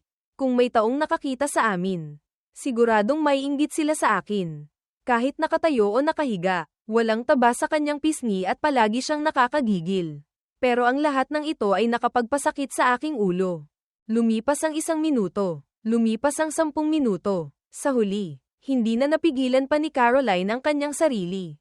Humikab siya ng malakas. Ang kanyang mga mata ay namumulila. Halos gusto na niyang umiyak sa antok. Sa kabilang dako, hindi ako inaantok. Ang tangi lang ay nakakaramdam ako ng helpless dahil sobrang higpit ng yakap sa akin ni Caroline. Kailangan kong maging matigas para mapanatili ang aming distansya. Dagdag pa, puno ng kaaya-ayang amoy ang lambot ng kanyang katawan. Kaya ang isang lalaking katulad ko ay nahihirapang matulog. Ilang minuto pa, naging mahina at pantay ang hininga ng babaeng nasa harap ko. Dahan-dahan niyang pinaluwag ang kanyang mga kamay at dumausdos pababa. Binitawan na rin niya ang mga binti niya sa akin. Tiningnan ko ang babaeng ito. Napapailing. Hindi ko talaga alam kung anong gagawin sa kanya. Sa mga sandaling ito, sobrang manhid na ang aking katawan. Gusto kong bumangon. Pero nananaginip si Caroline. Bigla, ang kanyang mga maliit at mapupulang labi ay nagsalita habang tulog. Bingo! Gusto ko ng goodnight kiss para makatulog ako ng maayos. Kahit medyo malabo, malinaw kong naririnig ang mahinang boses na parang cotton candy. Dumidiretso sa aking puso. Isang halik para makatulog ng maayos. Kung ganun, saswayin ko na ang aking mga panuntunan. Tinitignan ang kanyang nakakagigil na itsura. Hindi ko na mapigilan. Hindi ko napansin na nagiging malambot na pala ang aking tingin. Yumuko ako at dahan-daang hinalikan ang kanyang malambot na noo. Pagkatapos, tumalikod na ako para umalis. Hindi ko alam kung bakit. Siguro wala lang akong lakas para labanan ang mga bagay na cute. O kaya sobrang init na panahon kaya lutang ang aking isip. Itong halik lang na to. Sa susunod, hindi na ako gagawa ng ganon. Inaaliw ko ang aking sarili sa ganitong paraan. Pagbalik ko sa aking kwarto, ikinandado ko ang pinto, humiga ako sa kama. Noong una, balak kong maglaro ng kaunti. Pero 11:00 na ng gabi. Kaya natulog na lang ako. Sa labas, malakas ang hangin. Maliliit na patak ng ulan ang dumadampi sa bintana. Madim ang mga ulap kaya madilim ang kalangitan. Pagkalipas ng 2 oras, bandang 1:00 na ng madaling araw. Lumakas ang ulan sa labas. Nagsimula ng kumidlat at kumulog. Sobrang ganda ng panaginip ni Caroline sa kwarto. Mahimbing siyang natutulog. Bigla, kumulog ng malakas sa labas ng bintana. Parang kidlat na dumiretso sa kanyang tenga. Kaya agad siyang nagising. Ang kanyang katawan ay nanginig sa kama. Tiningnan niya ang walang lamang kwarto. Nagsimula siyang matakot. Patuloy pa rin ang kulog. May kidlat na lumiliwanag sa kwarto sa loob ng ilang segundo. Dahil natatakot sa kulog, kinulong ni Caroline ang kanyang sarili sa kanyang kumot at nanginginig. Maraming babae ang takot sa kulog. Siyempre, hindi rin naiiba si Caroline. Dagdag pa, sobrang lakas ng kulog ngayon kaya sobrang natakot siya. Umiiyak siya ng tahimik sa ilalim ng kumot. Wah, bingo! Sobrang takot ako. Nasaan ka na? Nabasa na ng kanyang mga luha ang malaking parte ng kanyang kumot. Magkakrus ang kanyang mga kamay na nagdarasal na sana lumitaw ang kanyang pinakamamahal sa sandaling ito. Bingo! Galit na galit ako sa kulog. Patuloy siyang humihikbi. Sa huli, hindi na niya kinaya. Nagmamadali siyang bumangon sa kama. Dahan-dahan siyang naglakad papunta sa sala. Mas tahimik sa lugar na ito dahil sarado ang sliding doors sa balkonahe. Ngunit nakikita pa rin niya ang kidlat sa labas. Sa dilim, dahan-dahan siyang lumapit sa pintuan ng kwarto ko. Dahan-dahan niyang pinaihit ang doorknob. Ngunit kahit anong gawin niya, hindi niya ito mabuksan. Dahil dito, nagsimula siyang manginig. Sinubukan niyang magsalita, "CTRN, maaari mo bang buksan ang pinto para sa akin?" Sobrang natatakot niya. "Pwede ba kitang makatabi kahit sandali lang? Pwede ba?" Pagkatapos ng kulog, "Aalis na rin ako. Pakiusap." Bingo! "Huwag mo akong iwanan." Sobrang giniginaw ako. Ilang beses siyang kumatok sa pinto. Pero walang nagbubukas. Unti-unti, nakaramdam siya ng pagkadismaya. Dahil sa ingay ng kulog sa labas. Bumagsak siya sa sahig. Para siyang tubig. Umiyak siya ng walang tigil. Ngunit darating ang liwanag ng umaga. Dahan-dahan, bumukas ang pinto. Nang makita iyon ni Caroline. Nagmadali siyang pumasok. Sa mga sandaling ito, yakap na parang prinsesa. Binuhat siya sa hangin. "Caroline, anong ginagawa mo sa labas ng kwarto ko?" Hindi. Takot kasi ako sa kulog." Yumuko siya at mahinang sumagot. Nang marinig ko ang kanyang mahina at kaawa-awang boses, agad na kumirat ang aking puso. Sobrang nakakaawa. Ipinahinga ni Caroline ang kanyang ulo sa aking dibdib. Na para bang naghahanap ng kanlungan. Nag-isip ako ng kaunti. Na-realize ko ang nangyayari kaya dali-dali ko siyang binuhat sa kama. "Matulog ka na ng mahimbing. Baby, ayos na. Nandito na ako. Huwag ka nang matakot." Pagkatapos siyang aliwin, gusto ko siyang bitawan para isara ang pinto. Pero hinawakan niya ako ng mahigpit. "Bingo! Huwag kang umalis. Yakapin mo ako ng mahigpit. Pwede ba?" Tumulo ang mga luha ni Caroline. "Okay, sige. Huwag ka nang umiyak." Walang magawa kong sinabi. Habang pinupunasan ang kanyang mga luha, bigla akong nakaramdam ng pagsisisi.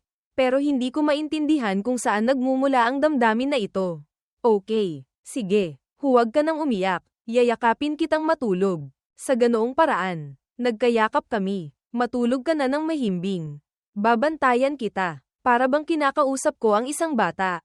Dahan-dahan siyang naging kalmado. Nawala na ang kanyang takot. Unti-unti, nakatulog si Caroline sa aking mga bisig. Bago siya tuluyang makatulog, mahina siyang nagsabi ng isang pangungusap na parang cotton candy. "Bingo! Good night kiss." Tapos, ngumuso siya. Hindi ako umiwas. Hinaplos ko ang kanyang ulo para aliwin siya. Saglit lang, at naging regular na ang kanyang paghinga. Ngunit dahil sa halik, uminit ang aking katawan. Nako, matutulog na nga lang. Tapos humalik pa. "Hahayaan mo ba akong matulog?" Tiningnan ko si Caroline na mahimbing nang natutulog at hindi ko mapigil ang ngumiti. Paano ko siya magagawang itaboy? Pagkatapos, ipinikit ko na rin ang aking mga mata para matulog. Hindi ko inaasahan na sa huli. Magkatabi nga kaming matulog. Kahit paano, hindi rin masama. Tutal, pwede ko siyang ipalit sa aking huggable pillow. Niyakap ko ang kanyang bewang. Ipinapatong ang aking baba sa kanyang ulo. Dahan-dahan, nakatulog ako. Sobrang lakas pa rin ng kulog sa labas. Ngunit mahimbing kaming natulog sa kwarto. Mabilis na lumipas ang oras hanggang sa sumikat ang araw kinabukasan. Humuhuni ang mga ibon sa puno sa labas ng bintana. Ako ang unang nagising. Pagtingin ko sa paligid, nalaman kong nasa sahig pala ako. Puno ng mga question mark ang aking mukha. Hindi ba yakap ko si Caroline habang natutulog? Bakit ako napunta sa sahig? Dahan-dahan akong umupo at nakaramdam ng sobrang sakit sa aking bewang. Para bang may bagay na paulit-ulit akong hinampez. Tumingin ako sa aking ulunan at nakita si Caroline na nakahiga sa kama. Naghihilamos ang kanyang mga kamay at paa. Mataas na ang sikat ng araw. Pero hindi pa rin siya gising.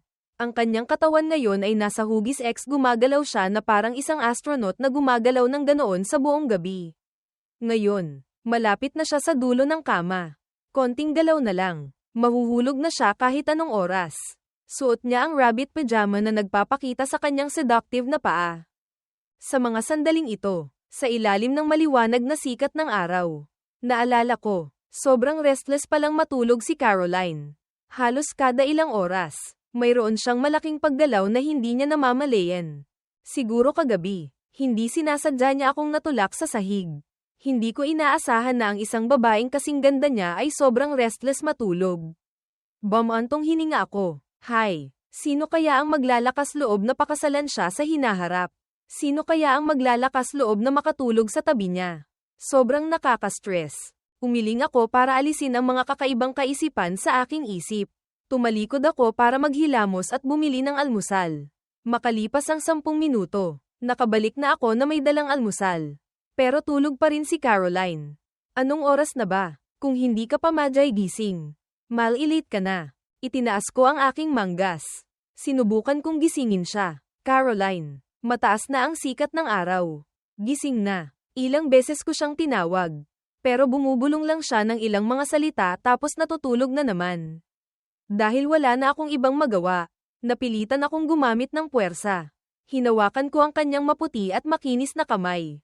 Gising na. Tamad. Pagkahila ko sa kanya, akala ko madyay gising na siya. Pero pagbitiw ko sa kanya, bumagsak ang kanyang katawan sa kama. Para siyang tubig na bumabalik sa dagat. Hindi ko inaasahan na kahit anong gawin ko, bumabagsak siya. Umiling-iling siya ng kaunti.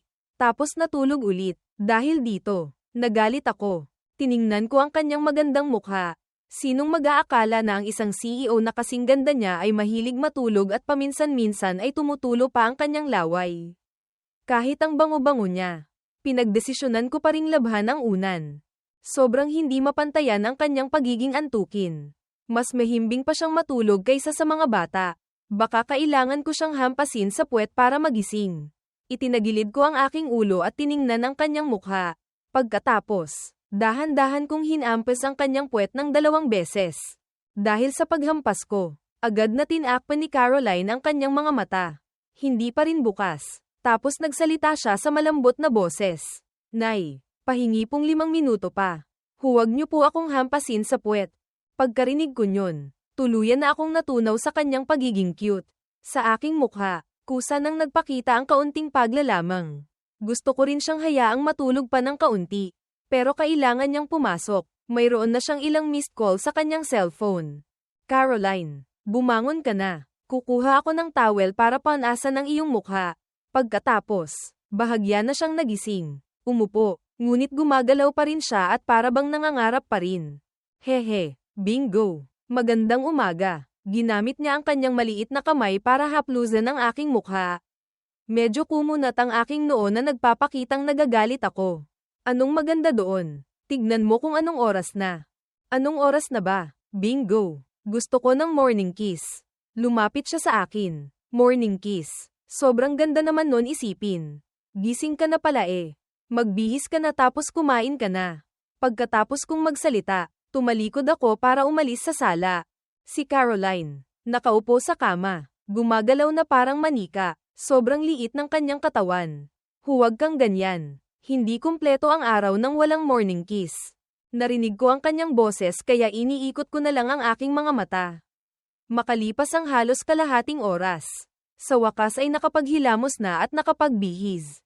Umupo siya sa upuan sa pintuan. Bingo! Pwede mo ba akong suotan ng sapatos? Sobrang bait niya. Gumagalaw-galaw ang kanyang magaganda at maliit na paa. Nang marinig ko ang kanyang tawag, hindi ko napigil ang lumunok. Ang ganda sobra. Ang kanyang paa ay naglalabas ng sobrang cute na aura. Pati ang hangin ay may matamis na bango. Kahit hindi ako fetish sa paa, hindi ko maiwasang mapahanga sa mga sandaling ito. Dahan-dahan akong tumayo, humakbang ako papunta sa kanya. Tinitignan siya sa aking mga mata. Sobrang ganda niya.